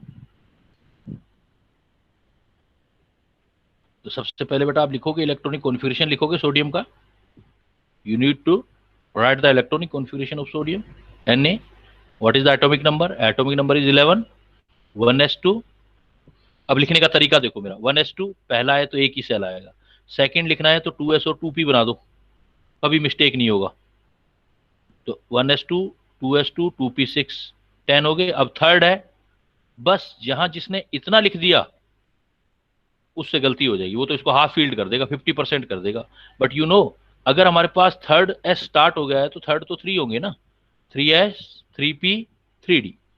4 होता तो 4 होते। तो अब इसकी टोटल कैपेसिटी आपको यहां से चेक करनी है। तो देखो कितना इलेक्ट्रॉन आ सकता था आपके पास, 10 इसमें आ सकता था, 6 इसमें आ सकता था, 2 इसमें आ सकता था। तो टोटल कैपेसिटी जो सेल की कैपेसिटी है वो टोटल आ सकती थे 18, लेकिन 18 में से इलेक्ट्रॉन सिर्फ 1 ही है आपके पास, तो इंटू 100 ये परसेंटेज आ जाएगा आपके पास। तो कितना आएगा ये 5.5% के आसपास। इतना ज्यादातर बच्चे क्या करते हैं, बस इतना लिख के छोड़ देते हैं, 1s2, 2s2, 2p6। Examiner is very clever, तो पता है बच्चा क्या करेगा, ऐसे लिख के छोड़ेगा और वो फटाफट देखेगा यहाँ 3s1, वो कहेगा s में मैक्सिमम 2 इलेक्ट्रॉन आ सकते हैं, 1 है, वो 50% कर देगा, 50% हाफ फील्ड कर दिया इसको। लेकिन half filled that is not shell, that is the orbital, third 3s orbital. और अगर थर्ड स्टार्ट हो गया है तो 3s, 3p, 3d तीनों ही होंगे, ये वेकेंट है। इसलिए हैबिट डाला करो कि कंप्लीट लिखते हैं लिखने की, तो फिर ऐसा मिस्टेक नहीं होगा, तो ये गलत हो जाएगा। आप ये आंसर निकालोगे, करेक्ट आंसर आपका ये आएगा। अब क्या आता है कि ये सारा जो है, जो हमारा वो है कि हमने एक पीरियोडिक टेबल के बारे में जैसे स्टडी किया हमने, पीरियोडिक टेबल में क्या क्या चीजें पूछी जा सकती हैं वो स्टडी किया हमने। बट कुछ आपकी हिस्ट्री भी थोड़ी बहुत इसमें कर सकते हो आप। जो पीरियोडिक टेबल हमारा बना है, हाँ, तो इसमें जैसे वैलेंस शेल ऑफ सोडियम पूछा था, वैसे पेनल्टीमेट शेल भी पूछ सकता है। पेनल्टीमेट भी पूछ सकता है, कोई भी, वो तो नाम में लिखा होगा। जैसे मैंने यहाँ वैलेंस शेल लिखा है, अगर मैं पेनल्टीमेट शेल लिख देता तो पेनल्टीमेट देखो सेकंड वाला है, सेकंड में 2s है और 2p है, और ये तो अपने 2s 2p दो ही होंगे और दोनों कंप्लीटली फील्ड है, तो मैं 100% फिल कर देता फिर इसको। Yes, okay.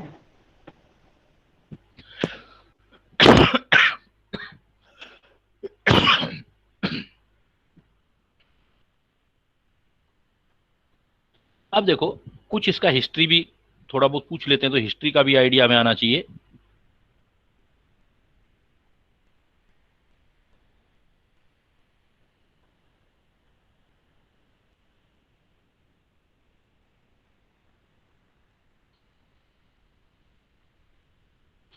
देखो इसमें हिस्ट्री में कई सारे साइंटिस्ट लोगों ने इसमें मतलब अपना कंट्रीब्यूशन किया था। जैसे हम कुछ स्टार्ट करते हैं, जैसे यहां से स्टार्ट करते हैं हम, डोबेरनियर triad, डोबेरनियर triad.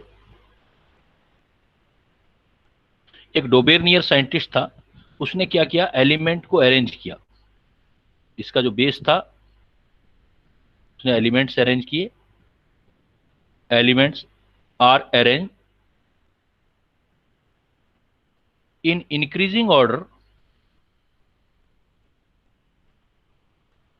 of atomic mass.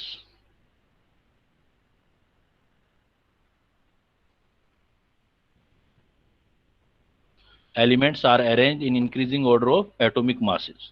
उसने एलिमेंट किए in group of 3 elements, इसलिए इसको ट्रायड भी बोलते हैं। उसने 3 एलिमेंट के ग्रुप किए जो उस टाइम पे डिस्कवर थे। जैसे उसने किया लिथियम, सोडियम, पोटेशियम, उनको एक साथ अरेंज किया। तो लिथियम का एटॉमिक मास अब याद होना चाहिए, लिथियम का एटॉमिक मास होता है 7, सोडियम का एटॉमिक मास होता है 23 और पोटेशियम का 39। तो एटॉमिक मास, तो इंक्रीजिंग ऑर्डर में उसने अरेंज किया सेम प्रॉपर्टी वाले एलिमेंट को। एलिमेंट्स या elements are element are arrange increasing order of atomic mass in group of 3 element. इसमें क्या था, इनकी प्रॉपर्टी जो थी वो सेम थी तीनों एलिमेंट की।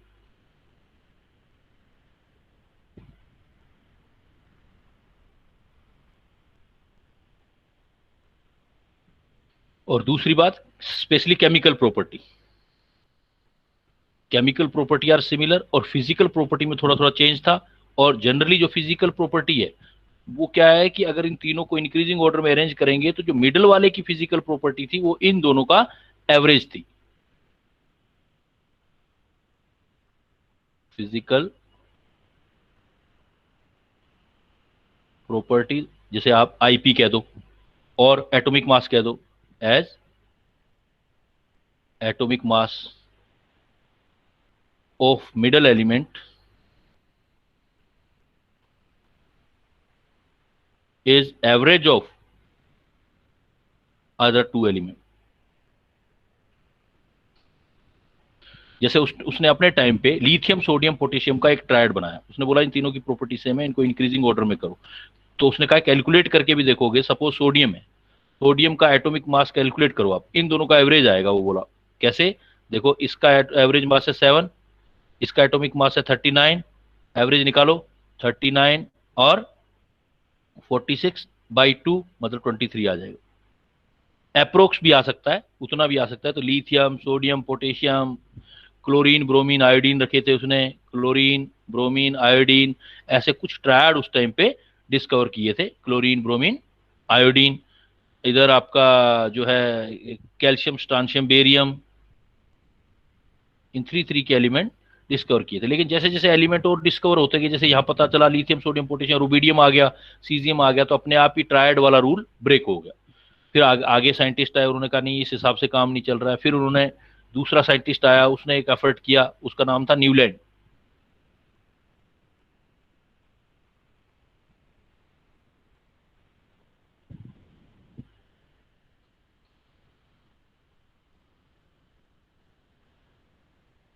इसको बोलते हैं Newlands Octave rule.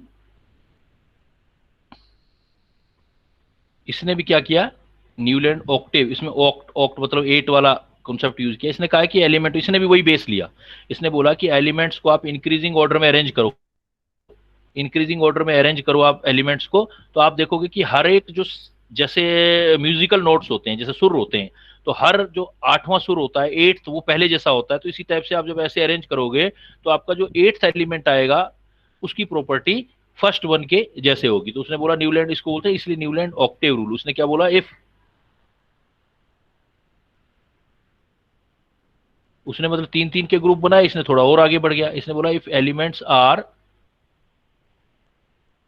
Arranged in increasing order of their atomic mass. फिर इसने एटॉमिक मास की बात की, atomic masses, then property of each eighth element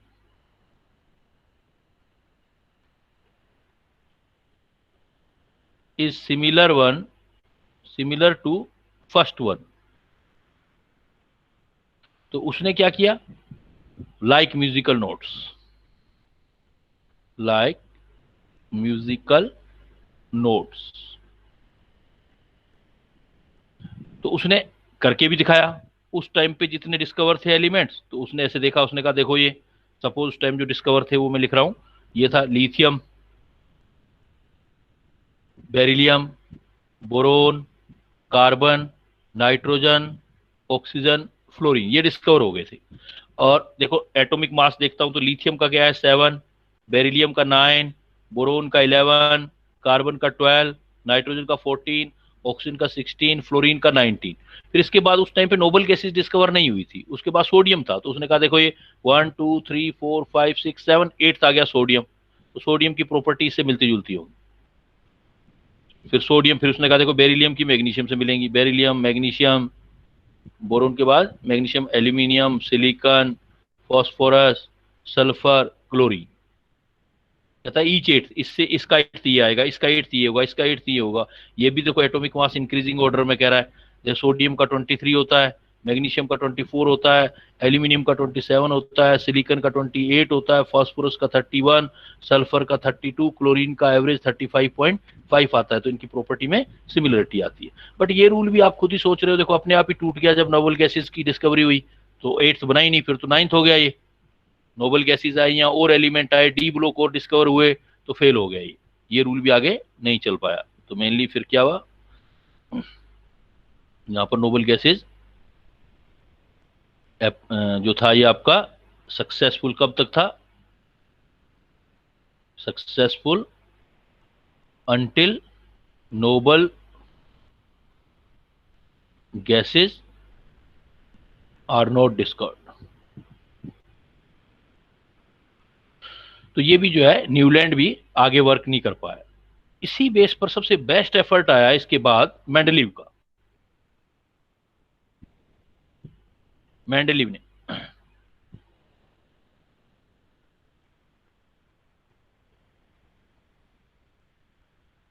इसने फर्स्ट टाइम किया है इस तरीके से और इस तरीके से एक टेबल अरेंज की। इसको इसने इस तरीके से जो किया वो वर्टिकल कॉलम थे, और इस तरफ जो हॉराइजेंटल, इसको सीरीज नाम दिया। अपने टाइम पे उसने क्या नाम दिया था इसको, हॉराइजेंटल जो वर्टिकल कॉलम है उसको उसने फैमिली बोला था अपने टाइम में। उसने कहा था कि भाई इसमें जो सेम प्रॉपर्टी वाले वो आएंगे फैमिली, और जो हॉराइजेंटल सीरीज हैं उसको, हॉराइजेंटल को सीरीज बोला था उसने, जिसको आज हम इस फैमिली को बोलते हैं ग्रुप, और हॉरिजेंटल सीरीज को बोलते हैं पीरियड। और मेंडलीव ने जो अरेंज किया था उसकी जो पीरियोडिक टेबल थी, एक तो थी based on valency,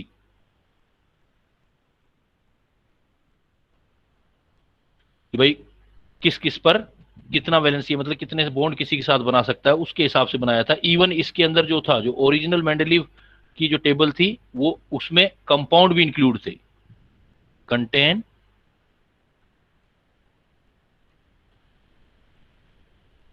elements and there compound. और उसने भी जो फंडामेंटल फॉर्म लिया था वो यही लिया था कि भाई अरेंज करो इनको आप एटॉमिक नंबर जो है, एटॉमिक मास नंबर नहीं, एटॉमिक मास की बेस पर इंक्रीजिंग ऑर्डर में अरेंज करो, और इसको हम बोलते हैं Mendeleev periodic law. Mendeleev periodic law क्या स्टेट करता था, वो कहता था physical and chemical property physical and chemical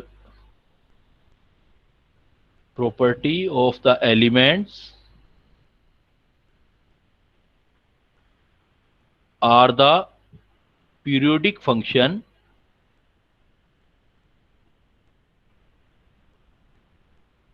of their atomic masses। कहता है एटॉमिक मास के अकॉर्डिंग अरेंज करते जाओ, सिमिलर प्रॉपर्टी वाले एलिमेंट आ जाएंगे, फिर उसके नीचे रख दो सिमिलर वाले हैं। तो उसने physical and chemical properties of the element are the periodic function of their atomic masses बोला था उसने। तो अब क्या हुआ कि ये उसका बड़े अचीवमेंट थे उसके। उसने जब ऐसा किया, उसने नेचर में एक बहुत इंपॉर्टेंट चीज उसने डिस्कवर कर ली कि एलिमेंट किस टाइप से अपने कंपाउंड बनाते हैं, कैसे अरेंज होते हैं। इसलिए उसने क्या किया था कि अपने टाइम पे उसके अचीवमेंट क्या थे, देखो बेस्ट अचीवमेंट उसका जो था वो ये था कि उसने प्रिडिक्शन कर दिया कि न्यू एलिमेंट का, कि ऐसे एलिमेंट जरूर हैं नेचर के अंदर। प्रिडिक्शन ऑफ न्यू एलिमेंट अभी तक हम डिस्कवर नहीं कर पाए हैं, आने वाले टाइम में डिस्कवर करेंगे, क्योंकि मैं जब एटॉमिक मासेस और उनकी प्रॉपर्टी स्टडी करता हुआ जा रहा हूँ, रेगुलर चेंज देख रहा हूँ। जैसे उसने कहा कि सपोज ये है लिथियम है, लिथियम के थोड़ी सी प्रॉपर्टी में चेंज हुआ, तो लिथियम के बाद क्या आया आपका बेरिलियम, फिर बना boron, carbon, nitrogen, oxygen, fluorine, neon. ये जब करता गया फिर और डिस्कवर हो चुके थे एलिमेंट, फिर सोडियम, फिर इधर आ गया बेरिलियम के बाद magnesium, aluminium, silicon, phosphorus, sulphur, chlorine, argon.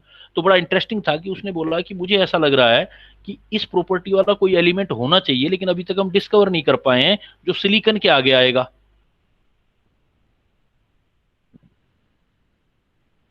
जो सिलिकॉन के आगे आएगा।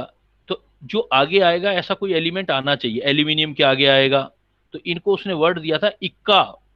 उसने बोला था ये जो एलिमेंट एल्यूमिनियम के आगे जो यहाँ एलिमेंट आएगा, उसको उसने बोला था अपने टाइम पे, बोला था इक्का। इक्का क्योंकि वो रशियन था, रशियन में इक्का बोलते हैं अगले वाला, इक्का एल्यूमिनियम। और आज हमने वो एलिमेंट डिस्कवर कर लिया, वो गैलियम है। इसी टाइप से उसने बोला था इक्का सिलिकॉन। तो ये एक बहुत बड़ी बात थी, इक्का सिलिकॉन। जो आज हम देखते हैं वो जर्मेनियम है, जीई। तो इस टाइप से उसने एलिमेंट का ना प्रिडिक्शन किया था, कुछ न्यू एलिमेंट का। और इवन कुछ उसने क्या किया था जो अचीवमेंट में आया था, उसने कुछ के एटॉमिक मासेस करेक्ट किए थे उसके हिसाब से। नहीं, इसकी प्रॉपर्टी ऐसी है तो इसका एटॉमिक मास इतना नहीं, इतना होना चाहिए। तो करेक्शन इन एटॉमिक मासेस।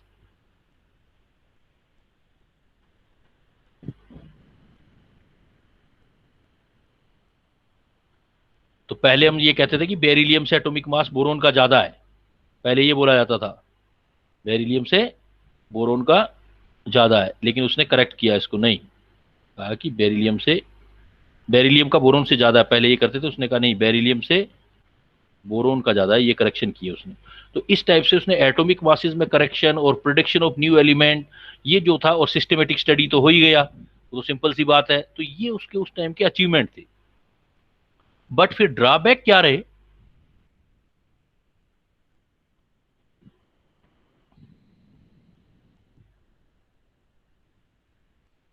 देखो ड्रॉबैक उसका ये था कि उसका बेस था एटॉमिक मासेस। तो उसने क्या है, खुद कुछ जगह पे break the rule to follow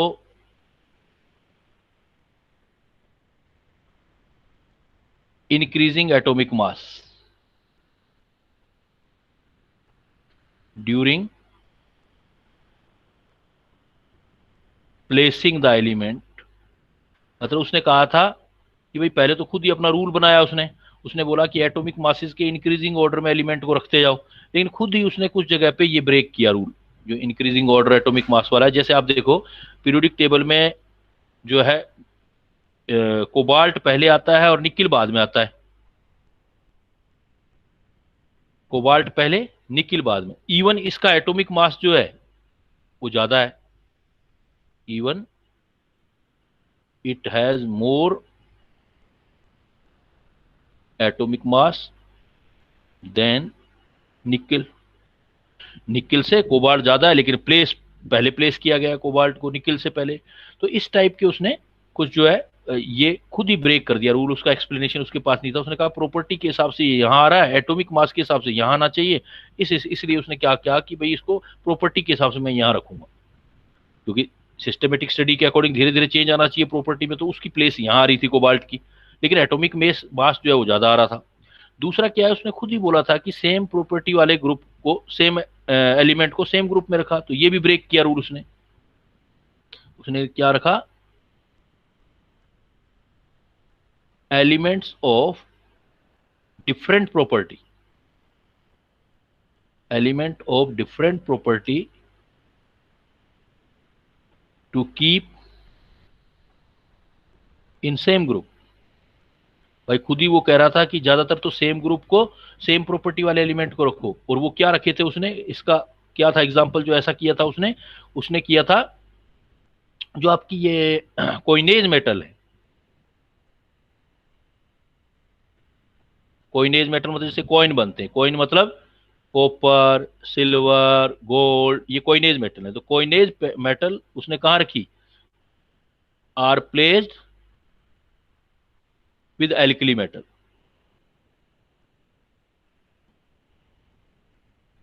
sodium, potassium, इनके साथ रख दी उसने। तो देखो दोनों की प्रॉपर्टी में बहुत डिफरेंस है, ये ट्रांजिशन मेटल है, ये एल्कली मेटल सॉफ्ट मेटल है, फिर भी उसने एक ही ग्रुप में रख दिया। अच्छा ये मुझे बता सकते हैं उसने इनको एक ग्रुप में क्यों रखा, अभी तक जो हमने पढ़ा है तो उसने क्या सोच के रखा होगा इनको, कोइनेज मेटल को एल्कली मेटल के साथ? कोई बच्चा आंसर दे सकता है इस क्वेश्चन का? क्योंकि इस क्वेश्चन का आंसर मैं दे चुका हूं अपने इसी लेक्चर में। ये गलती क्यों हुई उससे? उसका रीजन था बेटा, क्योंकि कॉपर हाँ जो है वो अभी आपने बताया था कौन सा एलिमेंट था बीच का, टिपिकल ट्रांजिशन, इसलिए नहीं वो तो हम रिसेंट स्टडी कर चुके हैं ना, पहले ये तो हिस्ट्री कर रहे हैं।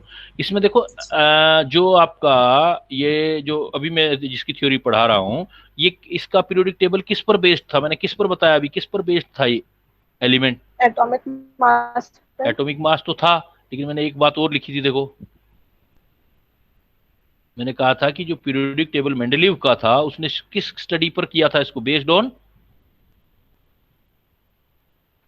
Valency, based on atomic mass तो फॉलो किया था, लेकिन एलिमेंट को इसलिए उसने क्या, वैलेंसी के बेस पर ही एलिमेंट भी रखे थे, कंपाउंड भी थे उसकी जो पीरियोडिक टेबल थी। उसने ये मिस्टेक उससे इसलिए हुआ, एक तो कि उसने देखा कि भाई वैलेंसी के हिसाब से देखूं तो एल्कली मेटल का वैलेंसी अपने कंपाउंड कौन सी ऑक्सीडेशन स्टेट में बनाता है एल्कली मेटल, जैसे देखो NaCl। उसने देखा कि Ag का भी कंपाउंड AgCl आ रहा है, वैलेंसी के हिसाब से Na पॉजिटिव आ रहा है, Ag भी पॉजिटिव आ रहे हैं, तो कॉपर सिल्वर गोल्ड +1 में मिल सकते हैं, एल्कली मेटल भी +1 मिलते हैं, वैलेंसी सेम है, इसलिए मिस्टेक हो गया उससे, वैलेंसी के चक्कर में ये मिस्टेक हुआ था, उसने वैलेंसी बेस्ड अपना जो है पीरियोडिक टेबल बनाया था, इसलिए ये प्रॉब्लम हुआ था। बट फिर भी आप देखो कि उसमें एक तो ये खुद ही सेम एलिमेंट को डिफरेंट जगह रख दिया, खुद ही एटॉमिक मास का ब्रेक कर दिया, और इसके साथ साथ क्या था कि जो पीरियोडिक टेबल के अंदर आइसोटोप्स है उसका प्लेस क्लियर नहीं था।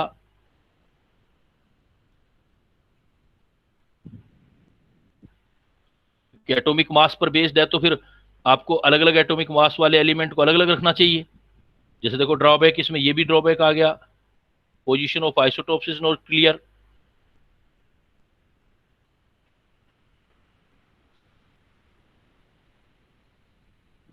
भाई जब वो एटॉमिक मास का रूल कर रहा था तो हाइड्रोजन का एटॉमिक मास है 1, ड्यूटेरियम का एटॉमिक मास है 2, तो हाइड्रोजन और ड्यूटेरियम को अलग अलग जगह देनी चाहिए, लेकिन ड्यूटेरियम को तो उसने प्लेस रखा ही नहीं, कहीं नहीं रखा। कार्बन 12 है, कार्बन 14 है, दोनों का एटॉमिक मास डिफरेंट है, तो कार्बन कार्बन को अलग जगह रखना चाहिए था, ये नहीं रखा। बट एनीवे फिर भी उसने उसकी बहुत अच्छी जो थी उसने अपना वर्क किया था इसके ऊपर, कुछ मिस्टेक होने से, और मिस्टेक जो था ना वो बैड लक था उसका। एक्चुअल में वो सिर्फ एक चीज मैं थोड़ा ध्यान देना भूल गया।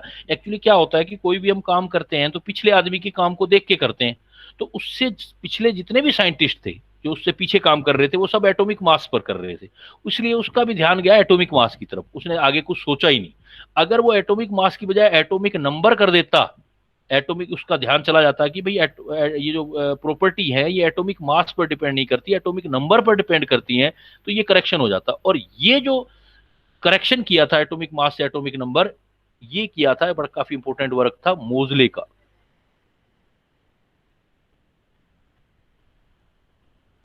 Discovery of atomic number.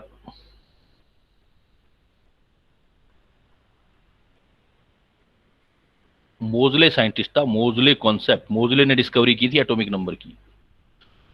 किस टाइप से डिस्कवरी की थी मोजले ने? मोजले एक एक्सपेरिमेंट कर रहा था, और वो एक्सपेरिमेंट था डिफरेंट एलिमेंट लेकर के, और उससे निकलने वाली एक्सरेज जो होती हैं उनकी प्रॉपर्टी स्टडी करना। उसने क्या किए थे? डिफरेंट मेटल लिए थे,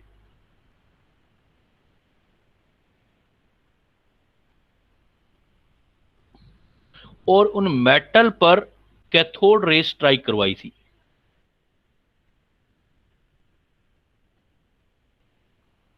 जब कैथोड रेज क्या होता है? एक इलेक्ट्रॉन की स्ट्रीम होती है। कैथोड रेज जब मेटल पर स्ट्राइक करती हैं तो मेटल से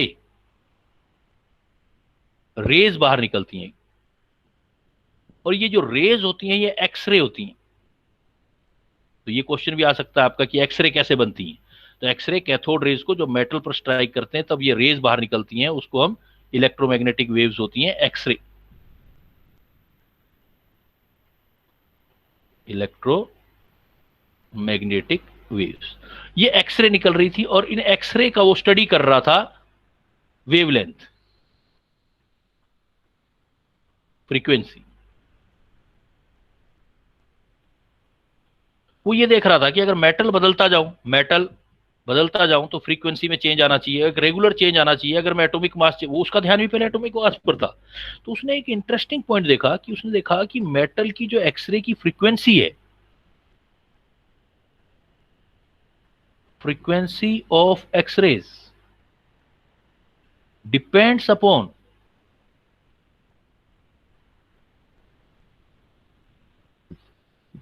number of proton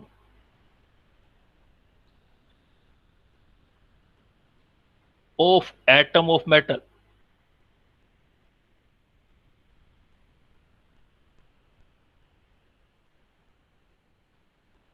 And note, interesting point ये था, and note depends upon sum of proton and neutron. Proton and neutron. तो उसने क्या कहा कि जो प्रोटॉन और न्यूट्रॉन का सम है उस पर डिपेंड नहीं करता, और जो प्रोटॉन और न्यूट्रॉन का सम है उसी को तो एटॉमिक मास बोलते हैं, एटॉमिक मास या मास नंबर। और जो सिर्फ प्रोटॉन का नंबर होता है उसको हम एटॉमिक नंबर बोलते हैं। तो उसने सोचा कि भाई एटॉमिक मास चेंज होने से प्रॉपर्टी में धीरे धीरे फ्रीक्वेंसी में चेंज आना चाहिए, लेकिन उसको लगा यार ये मेरे जो डेटा है वो एटॉमिक मास से मैच नहीं खा रहे, प्रोटॉन न्यूट्रॉन के सम से मैच नहीं खा रहे, प्रोटॉन के नंबर से मैच खा रहे हैं, और जैसे जैसे प्रोटॉन इंक्रीज होते जा रहे हैं उस हिसाब से फ्रीक्वेंसी भी इंक्रीज होती जा रही है। तो इसलिए उसने फिर इस नंबर ऑफ प्रोटॉन को नाम दिया एटॉमिक नंबर। उसने बोला कि कोई भी प्रॉपर्टी जो होती है किसी एलिमेंट की, वो जो डिपेंड करती हैं वो एटॉमिक नंबर पर डिपेंड करती हैं, प्रोटॉन पर डिपेंड करती हैं। ये प्रैक्टिकली शो हो रहा है। उसने जो ये प्रैक्टिकल किया और उसने रिलेशन दिया अपना,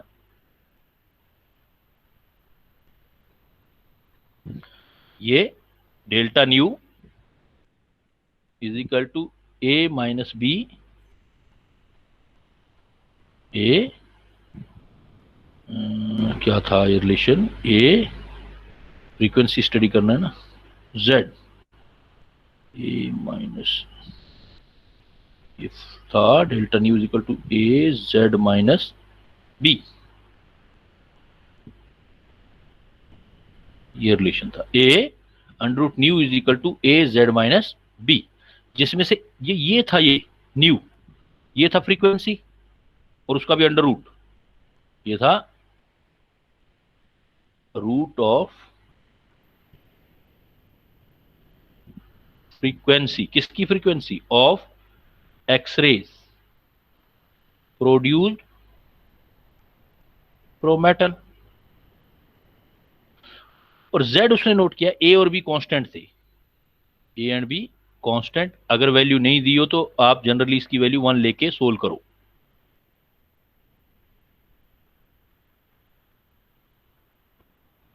ए और बी, और जेड जो था वो था एटॉमिक नंबर। तो आप देखो रिलेशन आपको पता लग रहा है, under root nu is equal to a Z minus b. अगर इस इक्वेशन को देखो मैं रखूं तो ऐसे रखना होगा मुझे, under root nu is equal to a, mathematically solve कर रहे हैं, जेड माइनस बी, सोल्व करो इसको, under root nu a Z minus b. तो ये इक्वेशन क्या आ गई, सपोज ये मैं y एक्सिस पर ले लेता हूँ, y इज इक्वल टू, ये भी कांस्टेंट एम एक्स और स्लोप माइनस में आ रहा है सी। तो अगर मैं ग्राफ बनाऊंगा इसका, देखो सर अगर ए जेड माइनस ए भी आना चाहिए ना? यस हाँ a Z minus a b constant आ रहा है ना, ए बी, ठीक है, a Z minus a b. तो अगर मैं इसको सोल्व करूंगा तो देखो y एक्सिस पर ये जा रहा है इधर और z एक्सिस पर ये जा रहा है। तो देखो y एक्सिस पर स्लोप पॉजिटिव है, ऊपर की तरफ जाना है मुझे, लेकिन इंटरसेप्ट नेगेटिव, तो मुझे यहां से ग्राफ खींचना होगा कहीं से, और ये ग्राफ स्लोप ऊपर की तरफ ले जाना है, तो ऐसे जाएगा।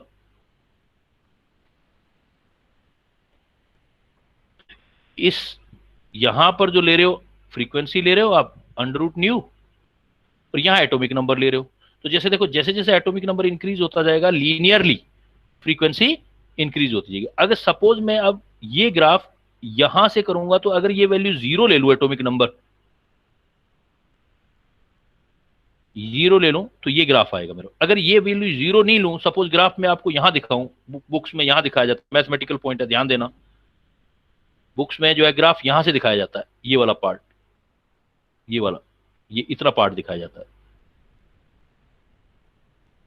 अगर ये भी दिखा दूं तो कोई प्रॉब्लम थोड़ी ना है, वो तो ग्राफ है, दिखाने का तरीका है। बात तो ये है कि जैसे जैसे जेड इंक्रीज होगा वैसे वैसे उसकी फ्रीक्वेंसी भी इंक्रीज होगी, जो एक्सरे बाहर निकलेगा। तो इसी ग्राफ को मैं अगर यहां से दिखाना चाहूं तो ऐसे दिखा सकता हूं, इधर आप अंडर रूट ऑफ फ्रीक्वेंसी ले लो, इधर जेड ले लो, ग्राफ यहां से स्टार्ट हो जाएगा। बट यहां ये देख लेना कि अब ये 0 तो यहां था, यहां 0 नहीं है, या कोई ना कोई वैल्यू आएगी, तो यहां जो वैल्यू होगी नोट 0, ओरिजिन नहीं है ये, यहाँ कुछ वैल्यू रखा होगा जो भी जितना है ग्राफ के लिए। तो ये ग्राफ आ जाए तब भी ठीक है, बस इस ग्राफ में 0 नहीं होना चाहिए यहाँ, और अगर 0 है तो फिर ऐसा ग्राफ आना चाहिए। अल्टीमेटली क्या डिपेंड कर रहा है, जेड और फ्रीक्वेंसी एक दूसरे से रिलेटेड हो रहे हैं।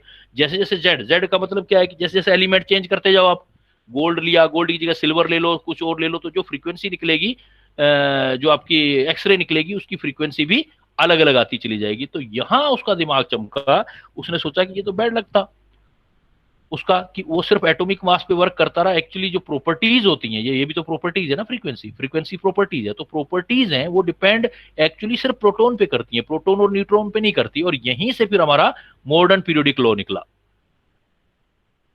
मॉडर्न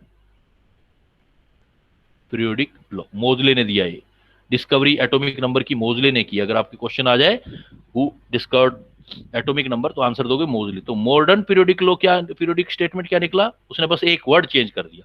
उसने बोला कि आप जितनी अपने आप जो आप उसकी लिमिटेशन सोच रहे हो ना, वो लिमिटेशन अपने आप ही खत्म हो जाएंगी।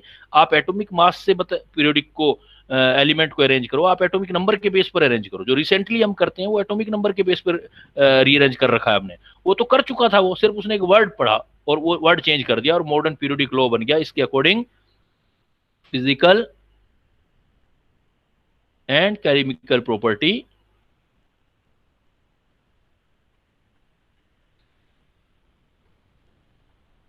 are the periodic function of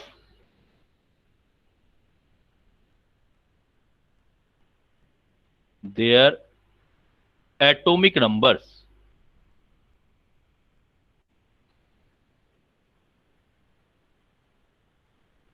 modern periodic law, physical and chemical property are the periodic function of their atomic number. तो अब हम आज जो मॉडर्न पीरियोडिक टेबल है वो मोजले ने दी है, मतलब मोजले के हिसाब से अब हम एटॉमिक नंबर के हिसाब से अरेंज करते हैं। एटॉमिक नंबर से अरेंज करते हैं तो हमारी पीरियोडिक टेबल जो है, जो हम पढ़ते हैं, वो आ जाती है। इसी को long form of periodic table बोलते हैं। तो आप देखो, आप अरेंज ऐसे ही तो करते हो, जैसे एटलीस्ट आपको, वैसे तो पीरियोडिक टेबल देखो कंपटीशन देने जा रहे हो, सारा याद होना चाहिए, बट आपको एटलीस्ट एटॉमिक नंबर से पूरा पीरियोडिक टेबल अब आना चाहिए। तो आप कैसे करते हो, ऐसे ही करते हो आप। देखो यहां पर क्या आता है आपका, हाइड्रोजन, इधर आता है हीलियम, तो एटॉमिक नंबर इधर 1 होता है, इधर आपका 2 होता है। फिर देखो आप यहां से स्टार्ट करते हो सेकंड वाले में, लिथियम, बेरिलियम, इधर चले जाते हो boron, carbon, nitrogen, oxygen, fluorine, neon. तो देखो 3 से लेकर के कंटिन्यूस चल रहे हो आप, 3 से लेकर के यहाँ पर 10 तक आ जाते हो। फिर थर्ड वाला देखो, ये भी ऊपर ऊपर रहता है, सोडियम जो टिपिकल एलिमेंट थे, 11, मैग्नीशियम, और एल्यूमिनियम से लेकर के आप फिर चले जाते हो ऑर्गन तक 18। तो एटॉमिक नंबर आपका यहाँ ये क्लोज होता है एटॉमिक नंबर। फिर आपके यहाँ से डी ब्लॉक भी स्टार्ट हो जाते हैं यहाँ इस जगह पे। तो यहाँ आप पोटेशियम से स्टार्ट करते हो 19, पोटेशियम, कैल्शियम 20, फिर ये 10 डी एलिमेंट आ जाते हैं, scandium, titanium, vanadium, chromium, manganese, iron, cobalt, nickel, अपने आप ही प्रॉब्लम शॉर्ट आउट हो गई थी वो देखो, कोबाल्ट का एटॉमिक नंबर कम था इसलिए पहले आया था, कोबाल्ट, निकेल, कॉपर, जिंक। तो ये कितना हुआ, 21 से लेके 10 एलिमेंट 30 तक। फिर यहाँ बोरोन, एल्यूमिनियम, गैलियम 31 से स्टार्ट हो जाओगे, गैलियम से चलते चलते आप जाओगे यहाँ पर आर्गन, क्रिप्टोन 36 तक। तो 36 के बाद देखो आपका फिर यहां से आ जाएगा, फिर ये कितना है 37, पोटेशियम, रुबीडियम 37, और कैल्शियम, स्ट्रांशियम 38, 39 यट्रियम से, फिर ये चलते जाओगे आप यट्रियम से 48 तक, जिंक, कैडमियम,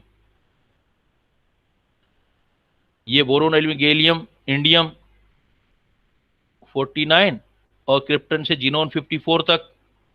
फिर ये 54 से यहां आओगे आप 55 से सीजियम, ये 56 कैल्शियम, स्ट्रांशियम, बेरियम 56 एटॉमिक नंबर। यहाँ देखो फिर 57 लेंथेनम आ गया, और लेंथेनम के साथ ही 14 एलिमेंट और आगे, जिसको अलग करके लिखते हो आप 58 से सीलू, 58 से 71 तक। फिर यहां से 72 ऑफनियम से, और यहां तक आते आते मरकरी तक 80। फिर यहां आपका 81 आ जाएगा, बोरोन, गैलियम, इंडियम, थेलियम, और ये 86 तक आ जाएगी, रेडोन तक। फिर आपका आएगा आगे, तो एटॉमिक नंबर आपका, अब ये सारा देखो एटॉमिक नंबर फॉलो हो रहा है, और यहां एटॉमिक नंबर फिर आ जाएगा आपका अभी जो चल रहा है 7th पीरियड। वैसे तो कंप्लीट हो गया है, लेकिन अभी एनसीईआरटी में कंप्लीट आया नहीं है। तो यहाँ 87 एटॉमिक नंबर, ये 87, ये 88, यहाँ 89 एक्टिनियम आ गया देखो 89, फिर 14 एलिमेंट, थोरियम से लोरेंशियम तक 90 से 103 तक। आगे जो आएगा मैंने बताया था, यहां से आपको मैंने कहा था 100, ये 14th ग्रुप है, 4 ग्रुप है, 4 ग्रुप से जितना भी आएगा देखो आपका 104 से लेके 112 तक यहाँ, फिर 113 से लेके 118 तक यहाँ आएंगी। तो अभी हमारा जो बोला जाता है कि ये आपका 7th पीरियड है, 7th पीरियड कंसिडर्ड इनकम्प्लीट, लेकिन एक्चुअली इनकम्प्लीट है नहीं अब, लेकिन हम एनसीईआरटी के अकॉर्डिंग चलेंगे तो हम 7th पीरियड को इनकम्प्लीट मान के चलते हैं अभी, कि कुछ एलिमेंट अभी डिस्कवर होने बाकी है, और 6th पीरियड कंप्लीट हो चुका है। तो आप देखोगे कि फर्स्ट वाले में 2 एलिमेंट, इसमें देखो, इसमें और इसमें 8 एलिमेंट,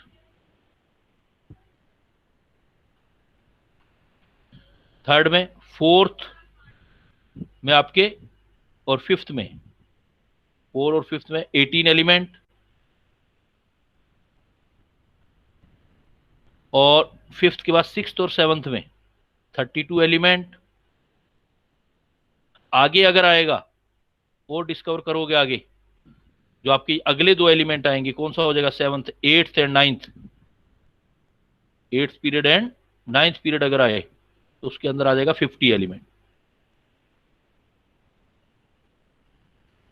8th और 9th में अगर और डिस्कवर हुए एलिमेंट तो उसमें 50-50 आएंगे। वो हम जो काउंट करते हैं वो कैसे करते हैं आपको ये बता देता हूं, ये काफी काम की चीज है। ये तो ऊपर वाली तो जो है ये तो आप याद करते हो, लेकिन एक्चुअली बनी कैसे है देखो, पीरियोडिक टेबल कैसे बनाई गई थी। पीरियोडिक टेबल का मतलब क्यों हमने एक में दो ही रखे हैं, किस में रखे हैं, तो आपने इलेक्ट्रॉनिक कॉन्फ़िगरेशन लिखा था देखो बेटा 1s, सेकंड शेल स्टार्ट हो जाएगा तो 2s और 2p, थर्ड शेल स्टार्ट होगा तो 3s 3p 3d, fourth start होगा तो 4s 4p 4d 4f, 5 वाला स्टार्ट होगा तो 5s 5p 5d 5f 5g भी बना दो, 5 होंगे उसके अंदर। 6 वाला होगा तो 6s 6p 6d 6f 6g 6h भी आएगा।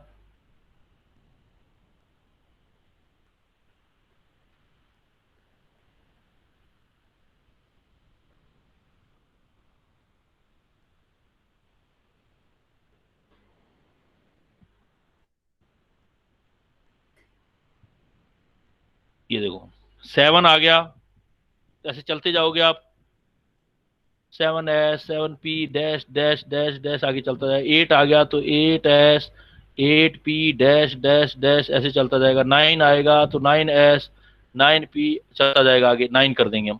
अब क्या करो आप, जब भी आपको चेक करना हो तो एक्चुअली रूल है ये कि आप इसमें क्या करो, इसको ऐसे आपने बनाया था, मैंने आपको सिखाया था कि ऐसे काट दिया करो इलेक्ट्रॉनिक कॉन्फ़िगरेशन में।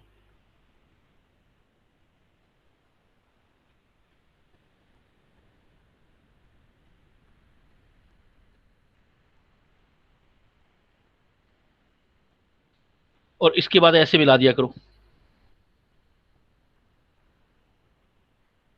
अभी की जो हमारी पीरियोडिक टेबल है उसमें अगर आपको देखना है कि कितने किस पीरियड में कितने एलिमेंट होंगे, तो आप स्टार्ट करो। जैसे सपोज आपको फर्स्ट में चाहिए, फर्स्ट स्टार्ट करना, लेकिन फर्स्ट को क्रॉस करके मत जाना आगे। फर्स्ट गए 1s, यहाँ 2s आ गया, रुक गए हम। तो देखो फर्स्ट पीरियड में सिर्फ हमारा 1s आया। एस में कितने इलेक्ट्रॉन आ सकते हैं बेटा, ऐसे एक ऑर्बिटल है ना, एक ऑर्बिटल में कितने इलेक्ट्रॉन आ सकते हैं 2। तो इसका मतलब आंसर कितना आ जाएगा, फर्स्ट पीरियड में कितने एलिमेंट आ गए 2 एलिमेंट। मान लो सेकंड में निकालने, 2s स्टार्ट करो, सेकंड निकालना, सपोज यहां से स्टार्ट किया, सेकंड स्टार्ट किया, सेकंड क्रॉस करके आगे मत जाना, यहां रुक जाओ। तो अब की बार देखो सेकंड पीरियड निकाला आपने, सेकंड पीरियड में कितने एलिमेंट आ जाएंगे 2s, और 2s के साथ क्या आ रहा है 2p। तो s में कितने इलेक्ट्रॉन आ सकते हैं 2, और p में कितने आ सकते हैं 6। इसका मतलब कितने एलिमेंट हो गए 8 एलिमेंट। सपोज आपको देखो थर्ड में निकालना है, ये थर्ड 3s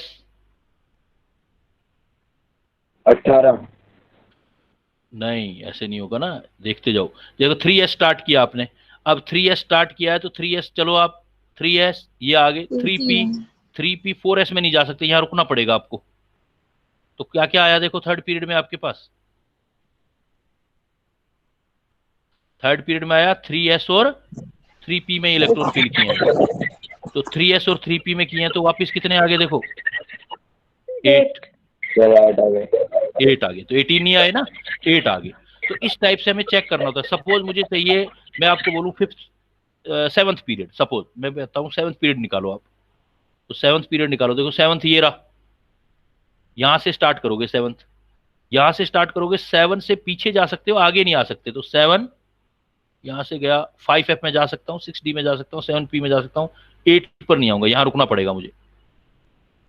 तो इसका मतलब 7 में देखो कहां कहां इलेक्ट्रॉन किया आपने, 7s यहां रखोगे, 7p 32, 7s 7p 6d, याद करने की वजह तरीका समझ लो ना एक बार। 5f तो कितने इलेक्ट्रॉन आते हैं इसमें 2, इसमें 6, इसमें 10, इसमें 14। तो टोटल कितने हो गए देखो, काउंट करो, 6 और 2 8 और 10 18, तो टोटल कितना आ गया 32 एलिमेंट। तो सेवंथ पीरियड में टोटल 32। अगर मैं आपसे अब बेटा ये पूछता हूं कि मुझे ये बताओ 8th में कितने आएंगे, देखो 8 के अंदर, तो निकालोगे कैसे आप,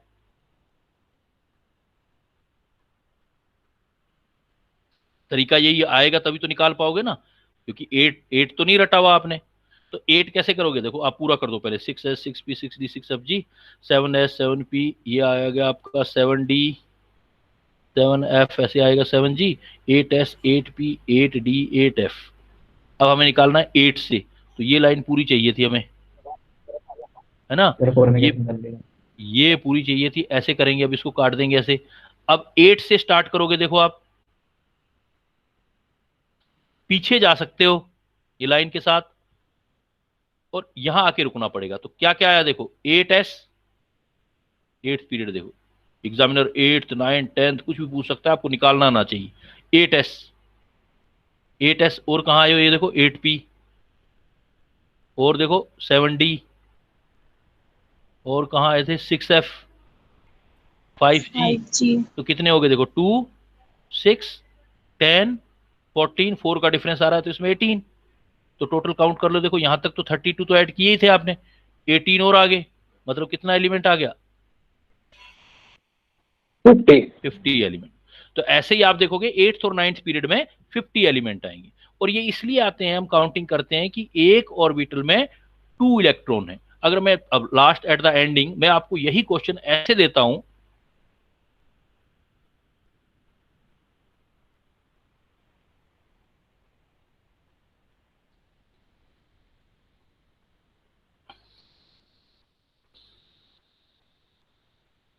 मैं आपको ये क्वेश्चन देता हूं कि सपोज, इमेजिनेशन करते हैं, suppose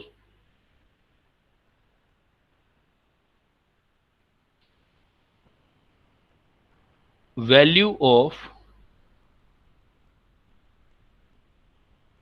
S quantum number R3 plus half minus half and 0 R3 at the place of 2 plus half and minus half, and other rule remain same of quantum number। Sir quantum के बाद क्या लिखा है आपने? Value of S quantum, value of S quantum number R3 plus half minus half 0 at the place of 2 plus half minus half, and other rule remain same of quantum number, then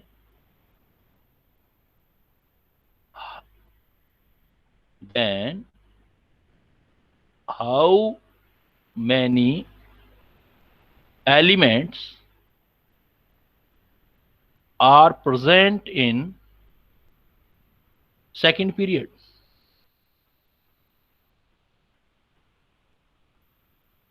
कहता है जो quantum number वाले rule बनाए थे बाकी सब वही हैं, सिर्फ एक रूल चेंज कर दिया कि जो आप कहते थे ना एस क्वांटम नंबर है, तो S quantum number 2 value possible है, प्लस हाफ माइनस हाफ, हम मान लो 3 वैल्यू पॉसिबल कर दें।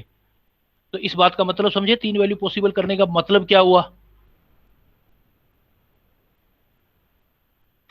इसका मतलब ये हुआ कि एक ऑर्बिटल में पाउली ने 2 कहा था, आप 3 इलेक्ट्रॉन रख के कर दो आप, तो आपका क्वेश्चन शॉर्ट आउट हो जाएगा। पाउली के according plus half minus half मतलब 2 इलेक्ट्रॉन रखते थे, तो कैसे आंसर दोगे देखो अब आप। इसका मतलब आपको जिसमें चाहिए वो ऐसे करोगे, 1s 2s 2p 3s 3p 3d, ऐसे काटोगे। लाइन आ रहा है, देखते हैं बेटा, क्वेश्चन में तो बैठे बैठे बनाता रहता हूं ऐसे। अब देखो आपको मान लो 2s से चाहिए, सेकंड पीरियड चाहिए, तो 2s से स्टार्ट करोगे, 2s से स्टार्ट करोगे, 2s से 2p, लेकिन 2 को क्रॉस करके नहीं जाना, तो मेरे पास क्या आया 2s और 2p। अब s एक ऑर्बिटल होता है और p 3 होते हैं। अब हम कितने इलेक्ट्रॉन रख सकते हैं एक ऑर्बिटल में, अब कितनी s की वैल्यू है 3।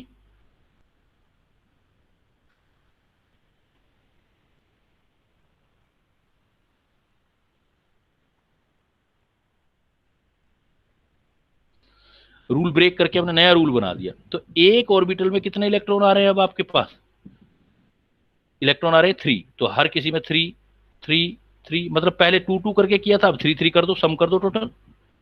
सर लेकिन उसने इसमें तो बोला है कि 3 आ रहे हैं। क्वेश्चन में सर क्वेश्चन में तो एस में लिखा है कि 3 आ रहा है, 3 इलेक्ट्रॉन। एस क्वांटम नंबर है बेटा, एस ऑर्बिटल थोड़ी बोला है वो। अच्छा sir, S quantum, S quantum number है ना, जो क्वांटम नंबर का रूल था +½ और -½ तो अब जो कह रहा है एस, एस जो ये एस अलग है, ये तो ऑर्बिटल है, ऊपर वाला क्वांटम नंबर है। तो जो जो ऑर्बिटल आएगा, मतलब मैंने 3 वैल्यू कर दी इसकी, तो इसका मतलब एक ऑर्बिटल में 3 इलेक्ट्रॉन रख के कैलकुलेशन करना है आपने। तो टोटल देखो 3 3 3 3, टोटल कितना हो जाएगा 12। जो आज अभी पीरियोडिक टेबल हमारी चल रही है उसमें 8 है सेकंड पीरियड में, अगर ऐसा होता तो 12 आ जाते, 12 एलिमेंट। तो थ्योरेटिकली पूछ सकता है ऐसे क्वेश्चन आपसे। अच्छा जरा आप जल्दी से मुझे बताओ फर्स्ट में कितने आते फिर, अगर 3 एस क्वांटम नंबर होती तो फर्स्ट पीरियड में कितना एलिमेंट होता? सर 3 होते ना। 3 होता, बिल्कुल सही है, 3 होता। 1 एस ऑर्बिटल है, एक ही ऑर्बिटल है, एक ऑर्बिटल में जितना ऑर्बिटल हो उसको 3 से मल्टीप्लाई कर दो।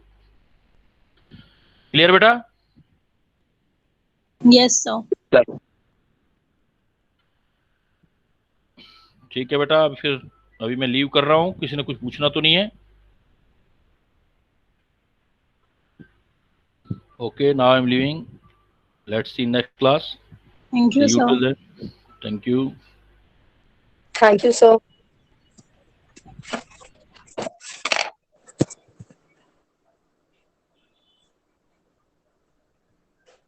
Okay, bye.